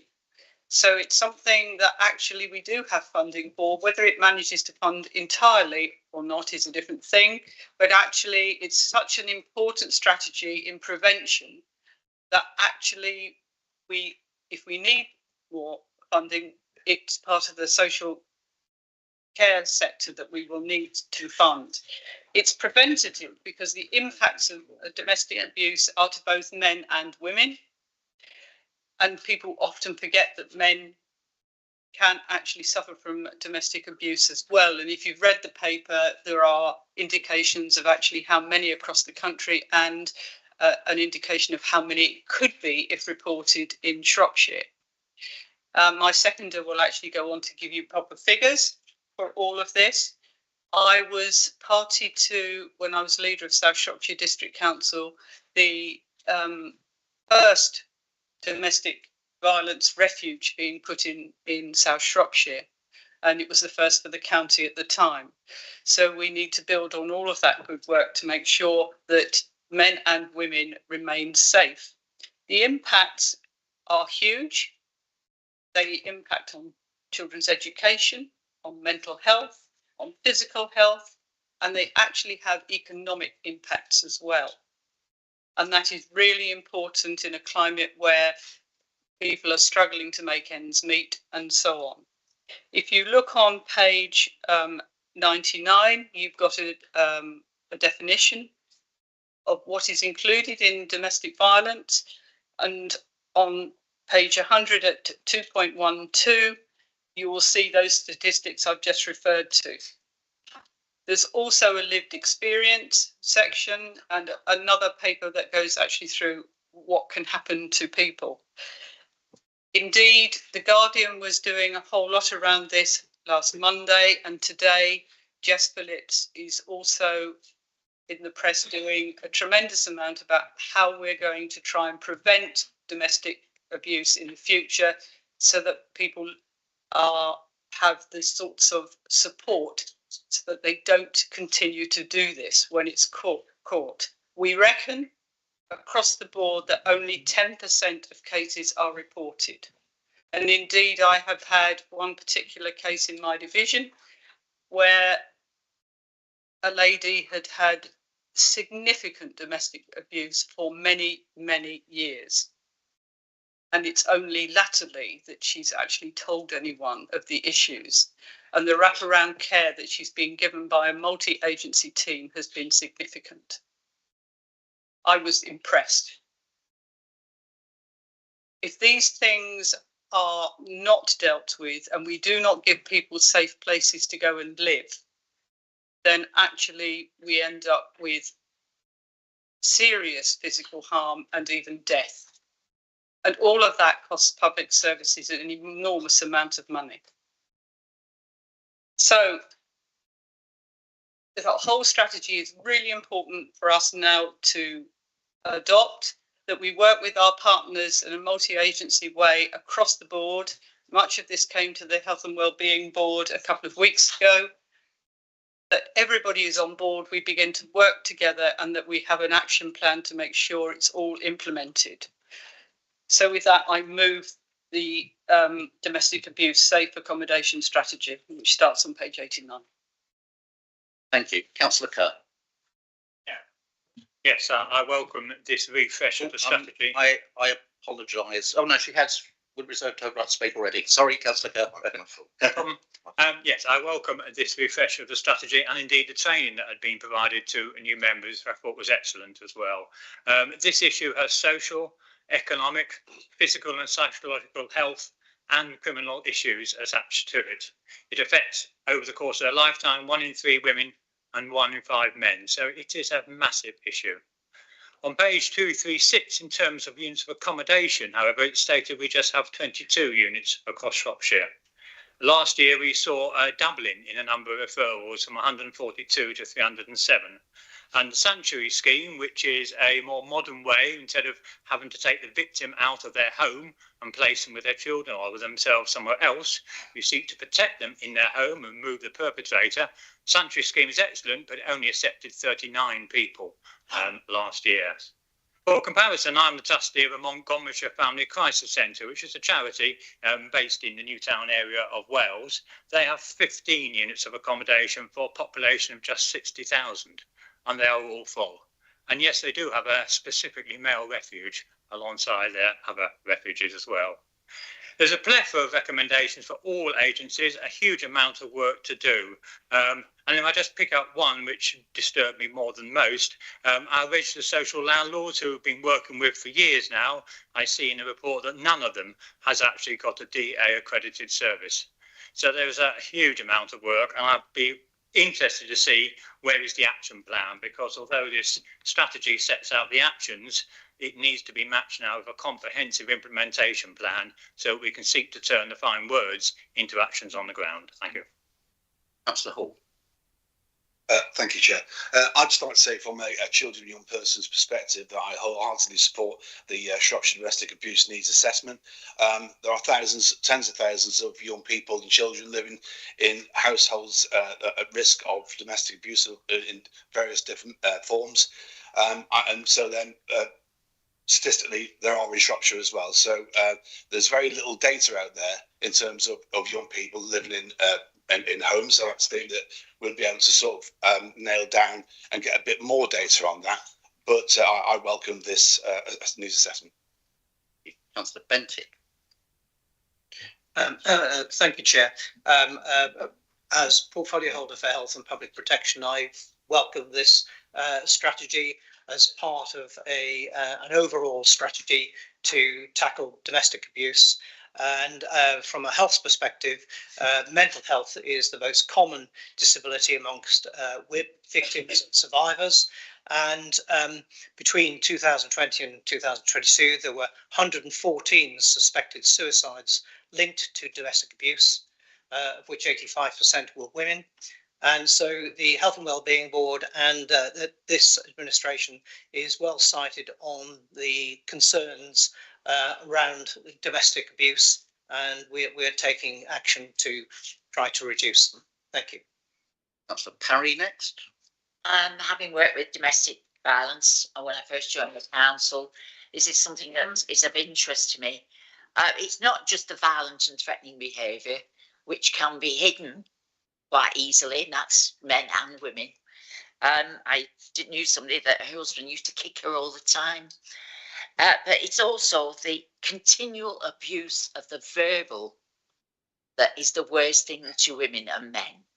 It can be quite threatening, where you never know that you're going to have somebody that is going to turn around and be verbally abusive when you least expect it. So I really think that we should do these reports every year. It really is important. Thank you. Councillor Davis. I fully support this strategy. Having worked in the education sector for many, many years, we mentioned the impact not just on the people who are impacted by it, but families, on children, on their well-being. I think us as a council, actually, when a strategy like this shows our responsibility and care for the children we have in Shropshire as well. Thank you. I had no one else, so Councillor Howson, please. Thank you, Chair. We've heard earlier in this meeting about the financial position of this council and the demand on statutory services such as adult and children's social care. I'd like to remind council that these departments have already delivered £27 million of savings last year, while supporting an increasing number of referrals, many of whom have come into the service because of domestic abuse. So since April 2025, Children's Services received 979 notifications of domestic abuse. We are now only in July, so presumably that number will continue to escalate.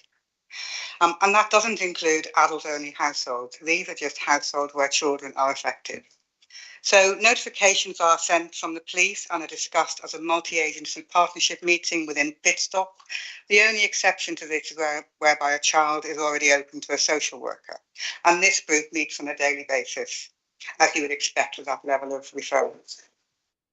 Councillor Davis referred to the impact on education for young people, children and young people affected by domestic abuse. And Operation Encompass, which is in place, is a process in which schools are informed when a child has been affected. And this enables a school to support the child or family more effectively, have a more sympathetic approach, particularly when a child may arrive in school without homework done, without uniform, or even late. So the risk levels of harm are triaged and responses range from an early offer of help support, which is absolutely critical, and where parents want help and support, through to a social work assessment, or more seriously, to a formal child protection intervention through a strategy meeting and Section 47 investigation. This strategy is a small part of the approach that this council has to take as part of its statutory duty to supporting victims of domestic abuse, and I fully support this strategy and second it. Thank you. Councillor Kidd. Thank you very much. And I think the thing that has concerned me greatly is there is not enough prominence about this across the county, and signposting needs to be better than it is at the present.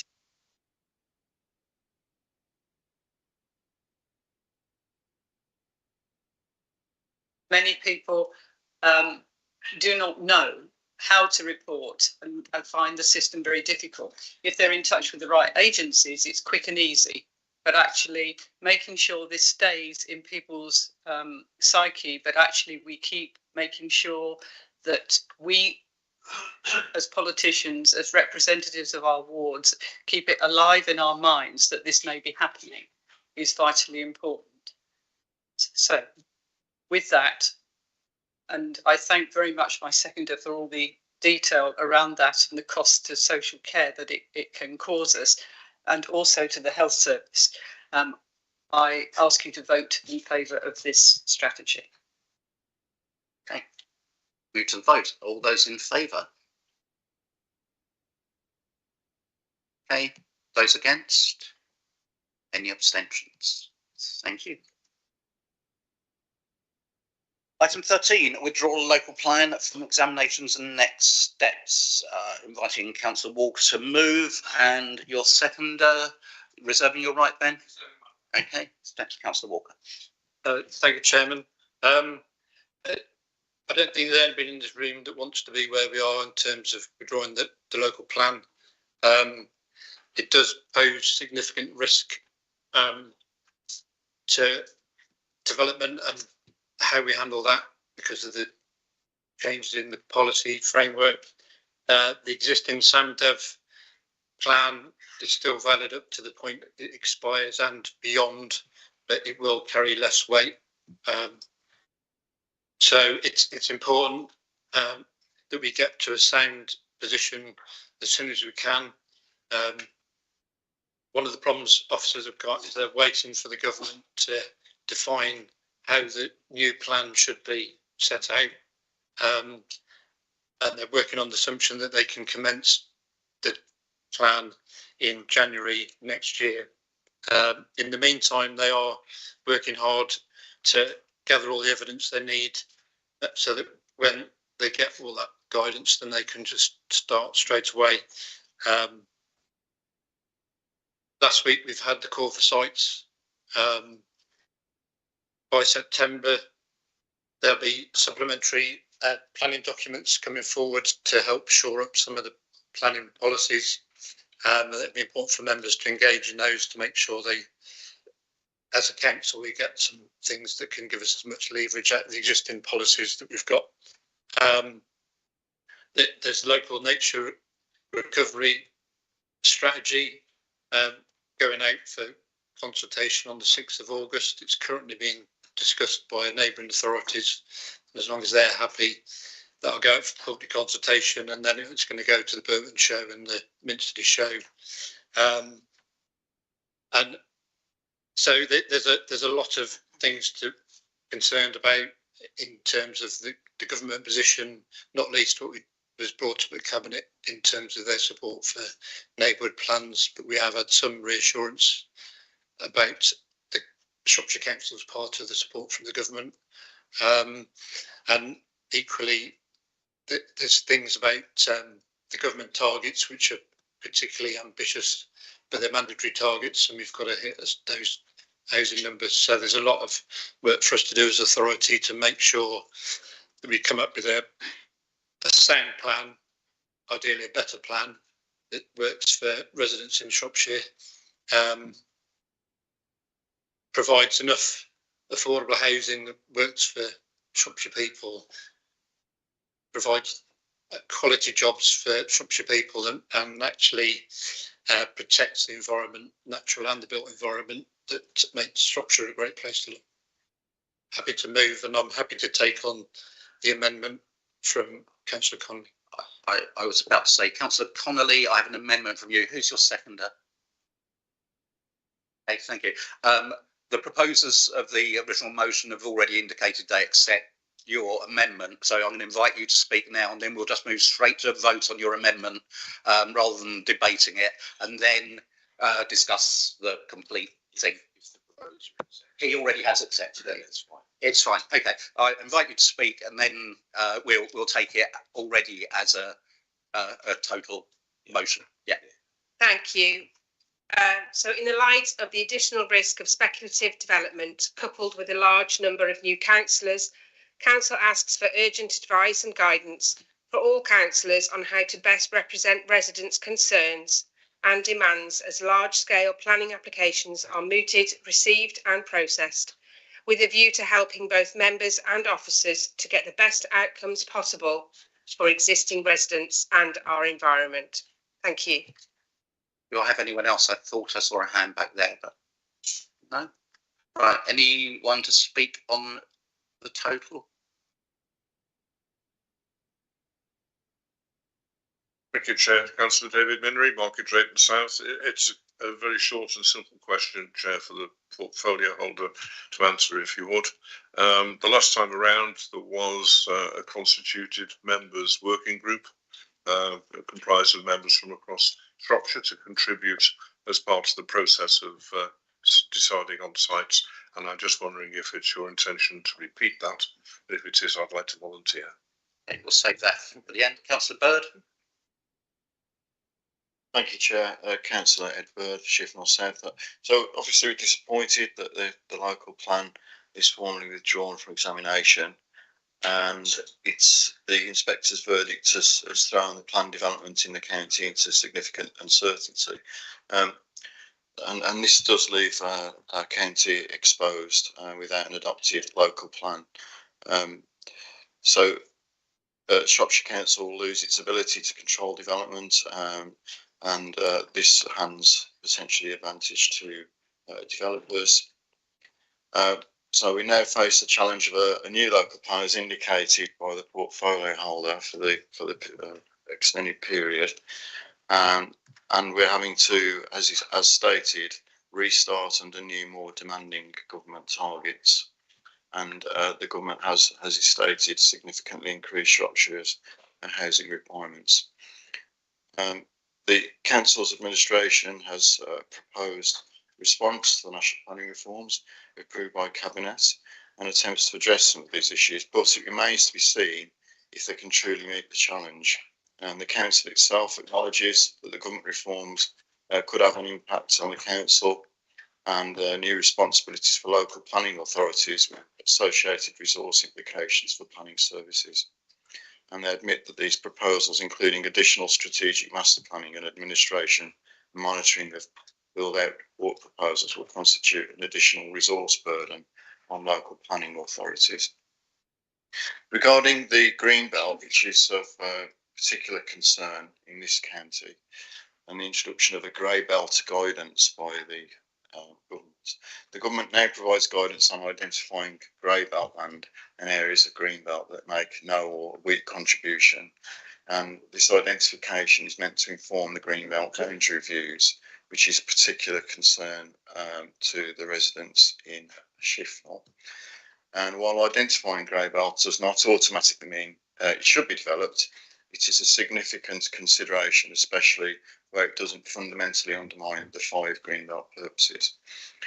The Council's proposed response to the national reforms expressed concerns about a purely numerical threshold. The overly high threshold of 50 dwellings for built-out statements, arguing it would miss a significant component of development, and the erosion of local democratic oversight through a national scheme of delegation for planning committees. I think we all acknowledge the administration now faces an enormous challenge, and they're aiming for an adopted plan in the next few years, with work to commence next year. This is an ambitious timeline, especially considering the inspectors deemed the previous 6-month plan quite ambitious. My questions are, given the withdrawal of the local plan, the implications of new government planning changes and the approach to the green belt and grey belt land, our previous plan faced demands to consider opening up controversial areas of green belt, and the new green belt study is currently underway, with increased housing targets and discussions around identifying areas within the green belt. How will the Liberal Democratic administration navigate identifying and potentially releasing such land, and what specific protection will be put in place for our cherished green belt under this intensified development pressure? And the Council's proposed response to national planning reforms expressed strong opposition to a national scheme of delegation, arguing it would erode the ability to provide local democratic oversight and accountability. What concrete actions will the Liberal Democrat administration take to safeguard local democratic control over planning? And will you formally oppose the reclassification of minor commercial development, minor residential development, reserve matters? And finally, the government's planning reforms propose significant new responsibilities for local planning authorities, including additional strategic master planning and administration monitoring of build-out report. How will the Liberal Democrat administration propose to fund these considerable additional resource burdens on our planning authorities, especially given the Council's ongoing challenge, as previously mentioned, to manage financial demands and ensure its financial survivability? Thank you. Councillor Owen. Yeah, just in line with Councillor Connolly's amendment, whether the advice and guidance could also be disseminated down to town clerks and parish councils to give to their planning committees to also inform on their comments, as it will go down to a local level. So it was just a suggestion for the portfolio holder. Councillor Vasmer as seconder. Sorry, Councillor Jeffcott as seconder. Sorry. Yeah, thank you, Chairman. Just want to speak to a couple of points that come out of the document. The document, the report that goes with this item is necessarily perhaps looks backwards rather than forwards, and it is a somewhat tortuous and sorry narrative of how we ended up in this difficult position. But paragraph 722 sums it up. The local plan provides an opportunity to set a positive vision, objectives and spatial strategy for the long-term sustainable development of Shropshire. That is what we are here to try to do. Many of us, I think, got into politics because we were worried about development in our local wards. And I've really, emotionally, I'm so glad that the amendment that Councillor Connolly has put forward has been accepted, because that absolutely sums up the situation that all of us as councillors now face.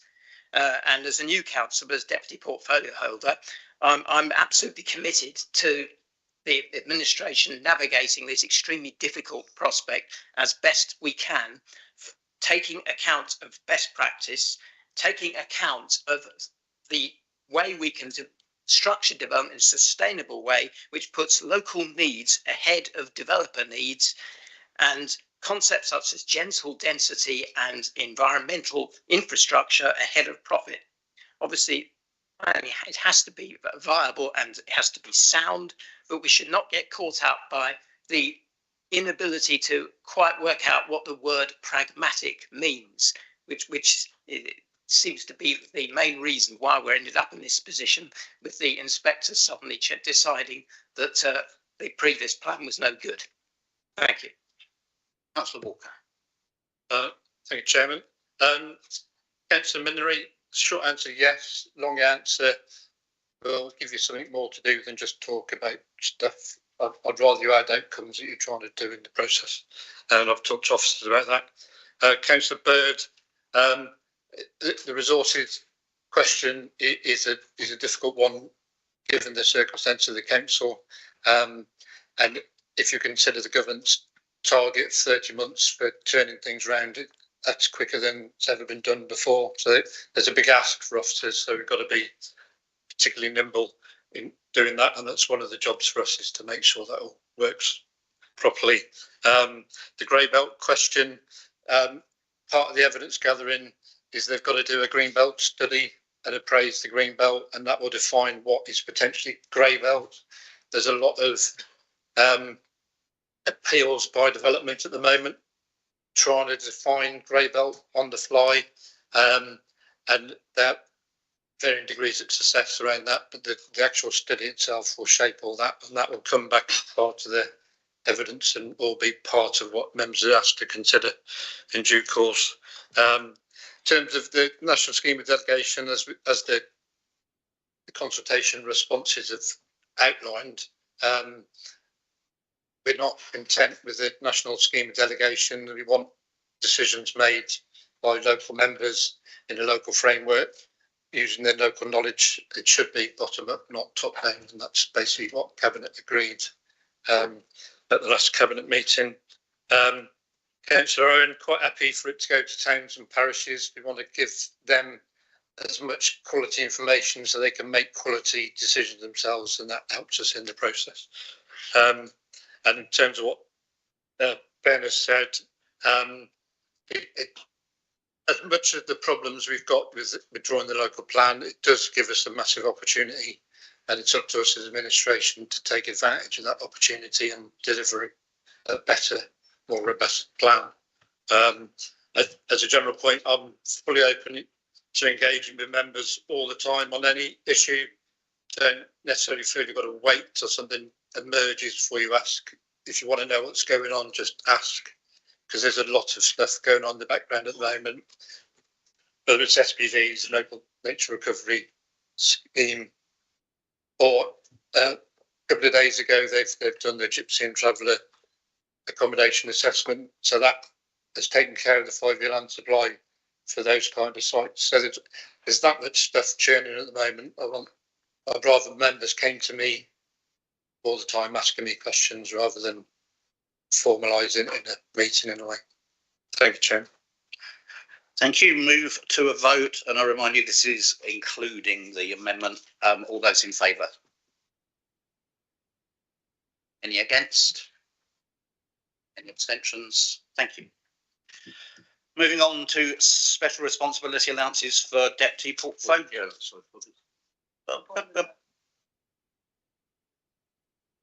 Sorry, appointments to outside bodies. I have invite Councillor Wagner to move this. Who is the seconder? Okay, reserving your right. Okay, Councillor Wagner. Thank you, Mr. Chair. This should be a fairly simple one. Appointments to outside bodies. We've put together a list, which you can see the appendix of all the outside bodies. Things as varied as the Shrewsbury Brigstown Plan Partnership to the Wolverhampton Airport Consultative Committee. I'm happy to move it. If people have any questions about anything or want something changed, just let us know and we can take a look. Anybody wish to speak? Councillor Kidd. Thanks. I presume you don't want to sum up what you've just said, Councillor Wagner. All those in favour? Any against? Any abstentions? Thank you. So I was in such a rush to get to the next item. Special responsibility allowances for deputy portfolio holders. Who is the mover? I don't have a mover. Yeah. I am the mover. And seconder? I'll be the second. Reserving your right, I presume. Councillor Kidd. Right. As we've referred to on many occasions, the amount of work that actually is now before us because the budget and so on is in such a serious position. We have 8 deputy portfolio holders. We do not wish to increase the stress on the finances by increasing the amount of money in the system. So what we're doing here is varying the amount paid across those deputy portfolio holders. There would be 3 appointed. Their allowance of 0.25 has been brought down to 0.15. With that and a bit of spare money, not a lot, but a bit of spare money within the budget, that means they can all have a reduced funding to do the work that actually the portfolio holders need their support for. Looking at the budgets, looking at the savings has got to be a very robust process in the future. And as you will see, as we go through the next few months and when we go into looking at the budget in more detail with group leaders, that work has to be robust. There is no extra help, as in most councils, a cabinet actually has a cabinet officer who support all of that work. We don't have that here. So this is about making the most of the people we've got and their skills to help to deliver for the council. We may have in the past, which is what past administrations have done, have kept all of the chairs and so on for everything in-house and therefore have had more skills and more time release in place. But we feel that it's really important for everybody to have a say on their various committees, and that will be reviewed from time to time. So I recommend this report I apologise to our deputy portfolio holders for getting less money, but actually this way it's shared better and we have more time to do the work that we need to do and allow the cabinet members themselves to get thoroughly involved in what they're doing. Councillor Kerr. Yes, thank you for that. I'm just trying to establish what's happening because it said in the report, paragraph 2.3, that to change the rate of remuneration would require a report from the independent remuneration panel, and we haven't got that. So I'm not sure how the council can change the rate without getting a report from the remuneration panel. The only other way I can see it is if all the individuals agree to relinquish part of, since no member has to take their allowance, they agree to relinquish their allowance.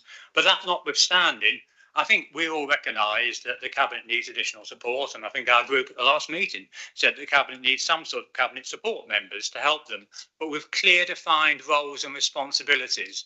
What we've got at the moment is deputies with a title, but with no clarity as to what they're actually doing, and no ability for anybody in the council to scrutinise them or refer matters to them or for the public to understand what's happening in that role. It also makes a bit of an unclarity about what the executive does and what the rest of the council does. If we take our regulatory committees like planning, you would expect the scrutiny, well, by law, the scrutiny committee, start again. If you take the regulatory committee like planning, by law, members of the cabinet, the executive, can't be on that. But I think the situation is one of the deputy cabinet members is on planning. So we start to have a sort of, well, what side are they on? Are they on the executive side or are they on the non-executive side? So I think it is just a poor practice. I'm not sure how it can be implemented. I would urge you to take the paper away. I think from our side and our group, we're perfectly supportive of a new paper that has a cabinet supported members coming forward, and that can go to the remuneration panel if needs be, but it actually sets out what these people are doing. It can be for a specific task or a length of task, like a job description would be for any other person in the council, and everybody can be clear as to how they're fulfilling that duty. Thank you.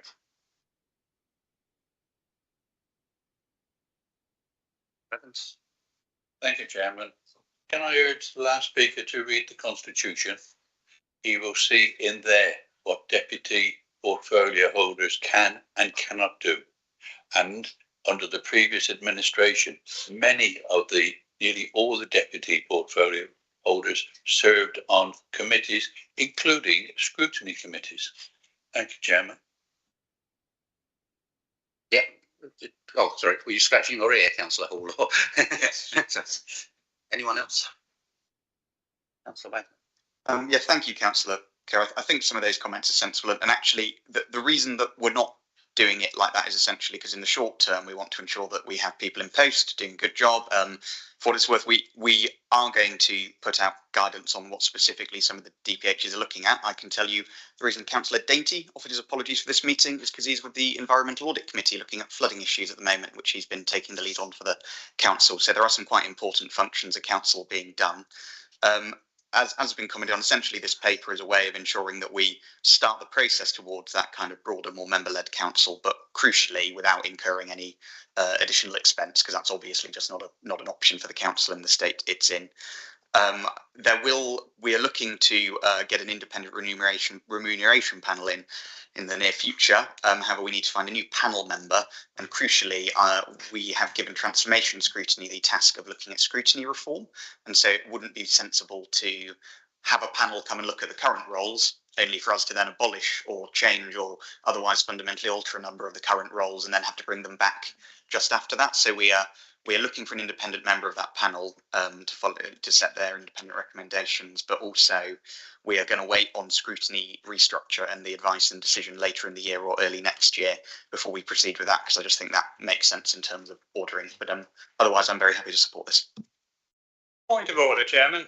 The reference is made to the Constitution. I've got it in front of me here, page 17, part 9. Deputy portfolio holders should not sit on any overview and scrutiny committees. I don't know what's happened in the past. That's what the Constitution says.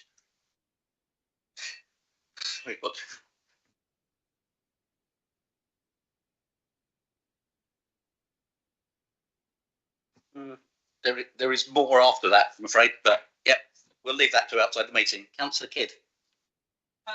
Thank you. I think you've heard we will actually come back to all of this, and you will be given job descriptions of what they were doing, and it will be precise pieces of work across the board. So I recommend that we go forward with this so that there is remuneration for those people doing the work at the present time. Okay, move to a vote. Those in favour, please show. Yeah. Okay, those against, those abstaining. Okay, thank you. Right, local government pension scheme of delegation. I invite Councillor Groves to move. Councillor Evans seconding, reserving your right. Councillor Evans. Yeah, Councillor Groves. Thank you, Chair. Just some background information to this item as set out in the report. The recent government response to the LGPS Fit for Future consultation reduced the number of pooling companies across the country to 6, abolishing access and Brunel pooling partnerships as of the 31st of March 2026. This has created a position where 21 pension authorities are looking to join one of the 3 pooling companies designated by government as open to new clients, and the LGPS Central was one of those selected, which we are. The other companies are allowed to take on new authorities. The 21 orphan pension funds have to provide initial indications as to their intentions by the end of July and a formal response to government by the 30th of September 2025. And this is a tight timescale and has created a lot of pressure on a number of meetings and the number of decisions required from the shareholders forum between now and the 31st of March 2026. As a result of these circumstances, we are reviewing the delegation to ensure that the Chair of Pensions Committee is appropriately supported and that our current arrangements allow timely decisions to be reached outside the scheduled meetings of September 2025 and February 2026. So I'd like to move the recommendation as set out in 3.1. Does anyone wish to speak to this? Councillor Evans, have you anything to add? No. We just move to a vote then. Those in favour? Any against? Any abstentions? Appointments to committees. Yep, I ask Council to confirm the changes set out in the agenda papers. I think that's coming from me. Councillor Groves seconding? Seconded, sorry, Chair. Yep. Anyone wish to speak to this? I'm just moving it. Yeah, okay. Okay, it is just for noting. Do we need a vote? No. Okay. Right, we're at 12:20. The order papers said we'd take a break possibly at 12:30, but let's move on to the first motion from Councillor Potter. Thank you very much, Chair. I will be brief because I'm sure we all want to move on. This motion is not designed to be onerous on the council. It is purely common sense. I recognise the financial precipice has already been said today that the council stands on, and there should be no cost to the local authority. Interestingly, this is widely commented on by members of the public when reported in the press yesterday. What was alarming to me is that many of the members of the public considered this problem to have arisen from a not my job mate attitude. It's easy to resolve. We have many members of our highways team, whether it be officers, technicians or crews out working on our highways. And the simple solution is to collect in these abandoned, broken and disused signs that have been left behind after work contracts have taken place. These can be returned to highways depots where the owners of said signs can either collect them or they can be reused or recycled. Regular reminders to contractors and traffic management companies who put these signs out for them to be collected in a timely manner would also be useful. I won't take up any more of your time. There's very little things we can do when the council is under significant pressure within our wards, but hopefully this is something that can benefit all wards across Shropshire and all members, and I hope that you'll be able to support this motion today. Thank you. Councillor Thomas, and I'll second and reserve my right. Okay. I'm going to be cheeky and actually speak and say I've had this as a major problem in Lanham Manor, and I did find an email had Keir clearing them within about 30 minutes of sending an email to officers, which was a quite remarkable response compared to some of the responses I've had.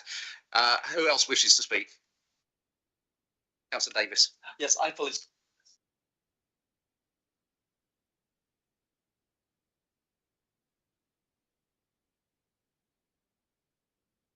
Anyone else? Councillor Vasman. Yes, I think this is a very good motion, and I'm very glad that Councillor Paul has brought it forward. So I think that we should all support this, because I think that the problem of road signs lying about is an issue which I think all of us have dealt with over time. Councillor Shackley Bennett. Thank you, Mr. Chairman. Very briefly, on a road in my ward, the Burford Road, a sign was broken last year. It was a restriction to a heavy goods vehicle onto a side road. It disappeared, hasn't been replaced. It's resulted in a number of large lorries getting stuck in a narrow lane with a great deal of inconvenience and expense to all parties concerned. It suggests to me that when these, if this is passed, if the highways was to instruct their staff to report missing signs or broken signs so they could be repaired quickly, that might also be quite helpful. Thank you. Anyone else? Councillor Thomas. Thank you, Chairman. As a local member from Much Runlock, I remember with horror when one of the contractors closed the Gascoigne junction 2 hours before it was supposed to. And I think the reason why so many people were caught out was because they're so used to road closure and road signs being left up that people were ignoring them. So I think this motion tackles this and tidies up our wonderful county. So delighted to second it. Thank you. Anything else, Councillor Potter? No? No. Okay, move to a vote. Those in favour? Those against? Any abstentions? Okay, and we brave and move to the last item on the agenda. Motion in the name of Julian Dean and the Green Group. Sorry, I'll ask you now. Who's your seconder? Councillor Craig Emery, okay. And reserve your right. Okay, Councillor Dean. Thank you very much. The purpose of this motion is for the council to take a position on recent planning reforms and the effect that they have on us, a public position that we can then share with the public and also with wherever we can bring influence to bear, and then also to take some steps to try and protect our local communities from the impacts of some of those reforms, and builds on, I suppose, the amendment that we brought earlier to the withdrawal of the local plan, where we're trying to help members to do what they can to represent communities in the face of unwanted or unreasonable development. I think the first thing to say is that absolutely people in Shropshire require and need affordable homes, right price, right place. We're absolutely in favour of that. Problem is that the planning reforms, the combination of the additional numbers that we have imposed on us and the reforms coming forward in the infrastructure, the planning and infrastructure bill, absolutely do not achieve that.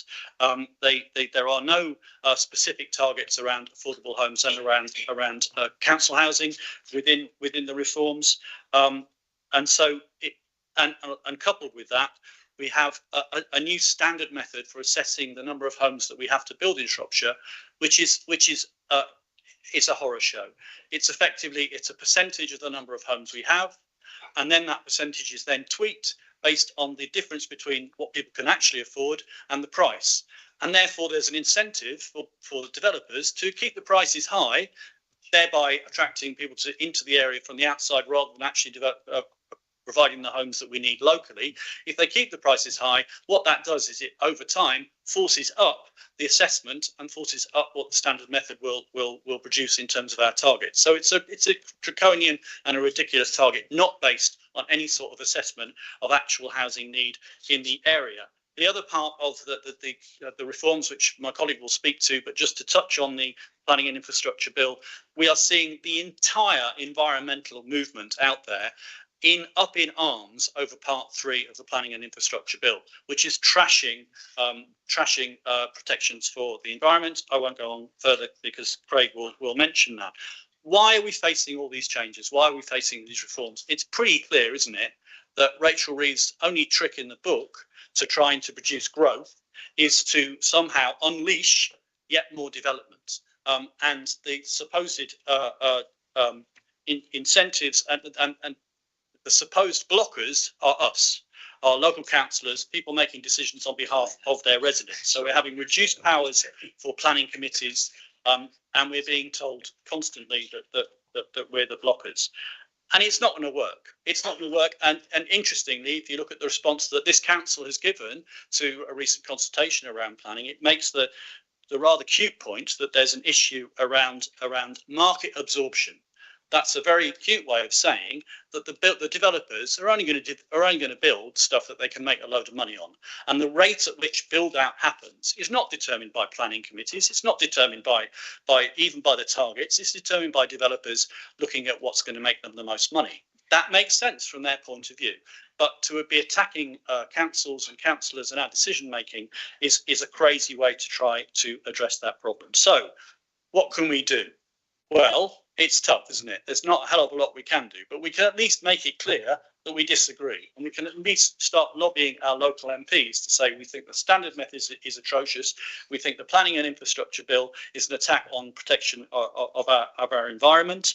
We can campaign through the local government association along the same lines. So that's part of our motion, and then we can do a few things locally. So I'll mention the amendment in a second, but we can bring forward as many of our policies that we have been working to get onto our books for a long time, our local nature recovery strategy, our local transport plan, and make those material considerations in planning. And I urge the administration to do as much as it can to bring those things forward to us as quickly as possible. And we can also introduce some supplementary planning advice just to try and strengthen our hand.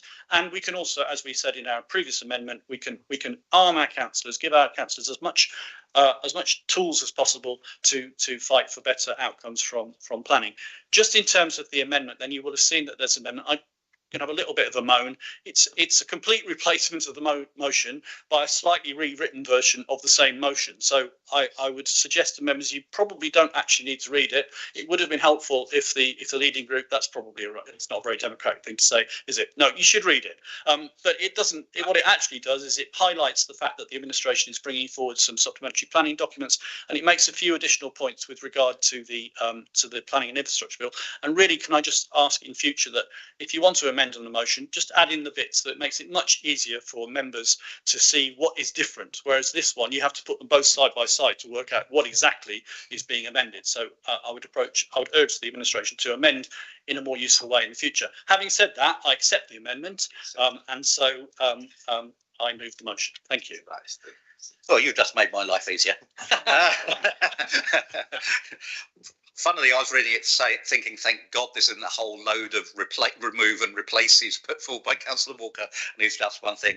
I had got Councillor Walker down to speak next. I think he's just now moving to speak to the motion as already agreed and amended by the additional proposer. I'm going to repeat what I said at Cabinet in that I agree with all of the words that Councillor Dean has said in his speech. There are some massive fundamental problems with the Plan Infrastructure Bill. If you take the EDPs, the Environmental Development stuff, that is a way of developers not fulfilling their obligation and just giving cash instead. But that would impose an extra burden on officers because they've then got to deliver how it's done, and it takes a burden off developers. If an EDP lands halfway through a development, then there'll be two regimes of developer things going on that site, which doubles the admin for the officer core, doubles the admin for the developer. And so there's huge fundamental issues with it up and down, not just about where the decisions are made and how they're made. In terms of the standard method, it's mandatory.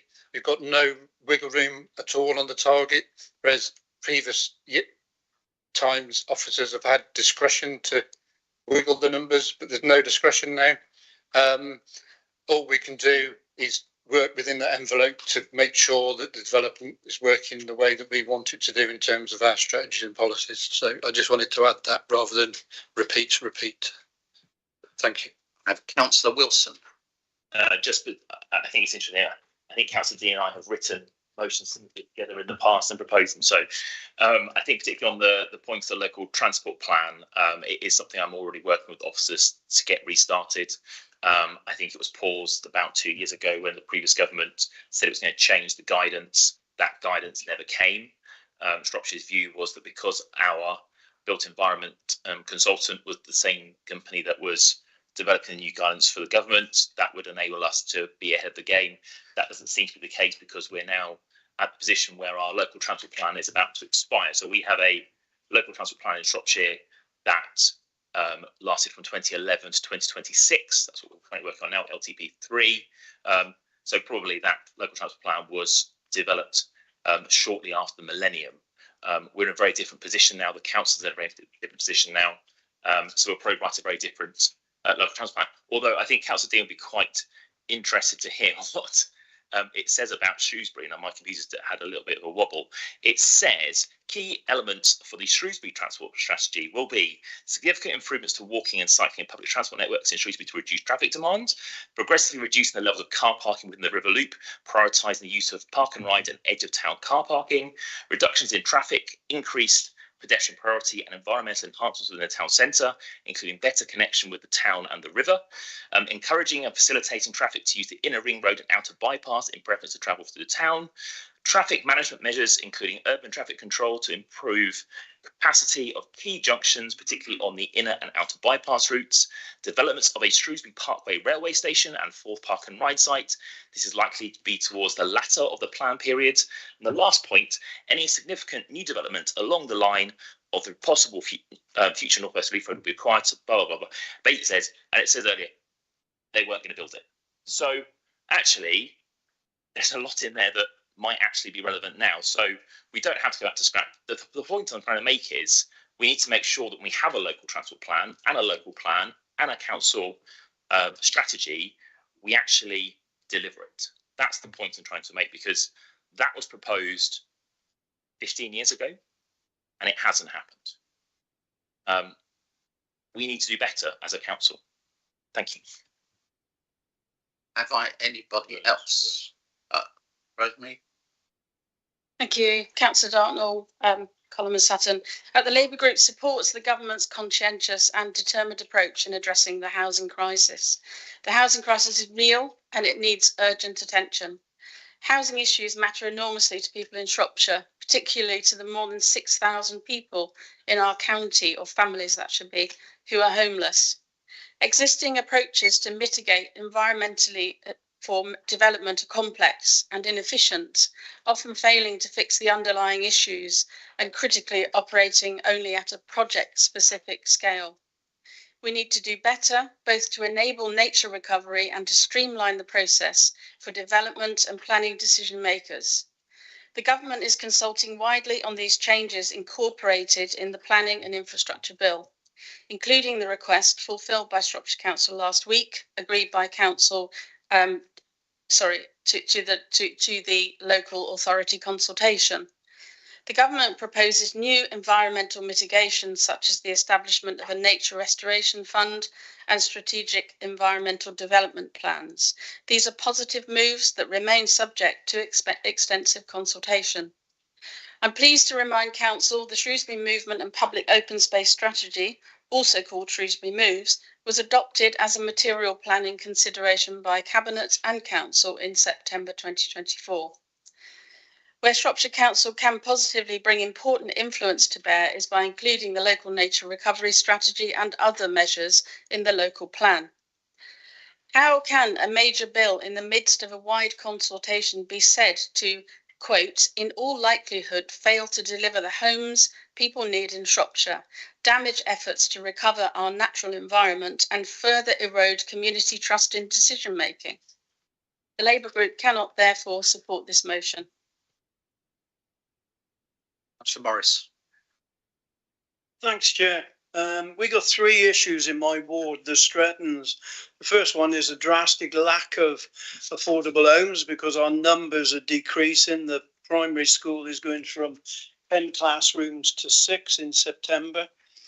I stood up in Shropshire Council when it went unitary some years ago and said that I disagreed with the price of affordable homes, because people working on minimum wage, even a couple couldn't afford those prices. They told me then that it was based on the average house price in the area.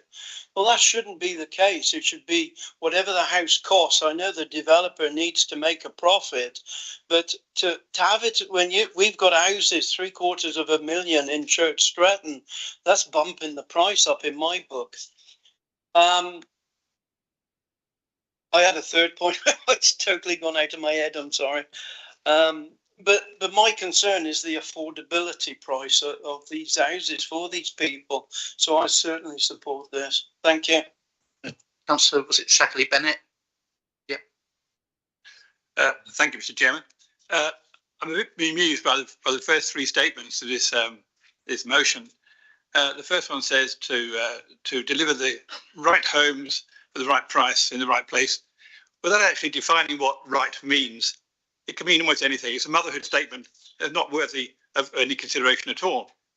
But the second one is to provide clean energy infrastructure to support the UK's future energy needs, which I think means to cover the countryside in solar panels and windmills, which is somewhat in conflict with the third statement, which is to recover and stop the nature depletion of this country. The whole thing is so incoherent, I don't think we should even consider it for a moment. Thank you.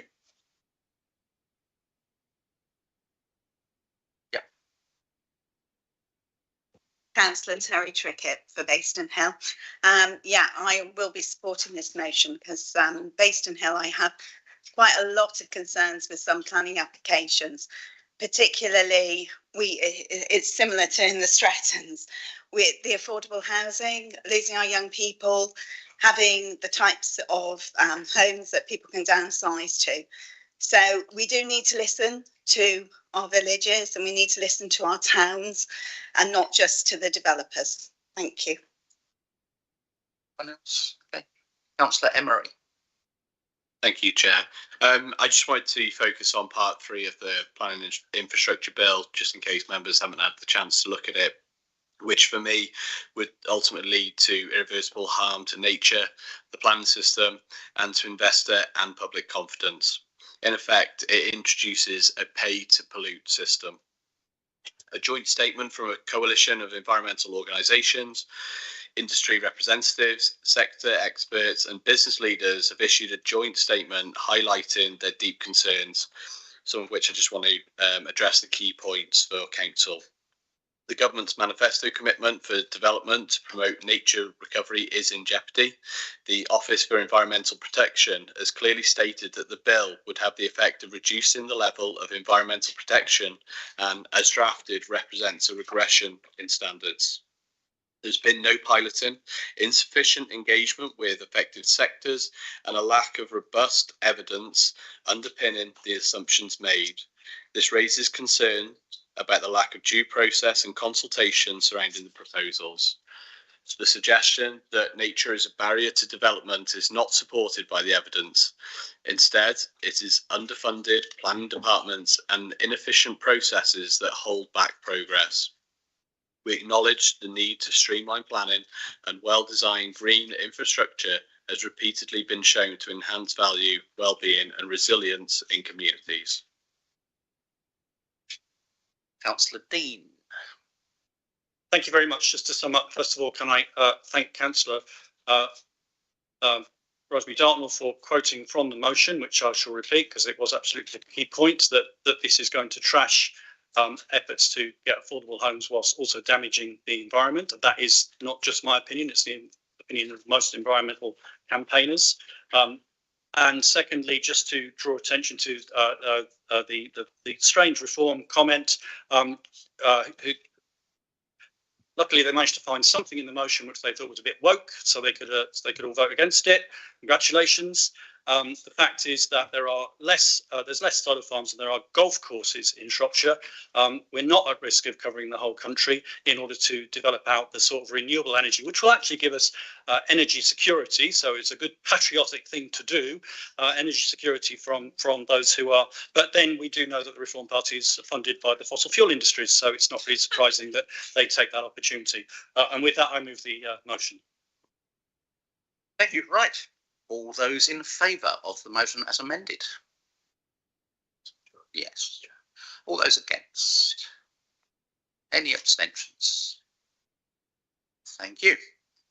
Right, I formally close the meeting. If we could end the live stream, please, and have an indication when it's closed.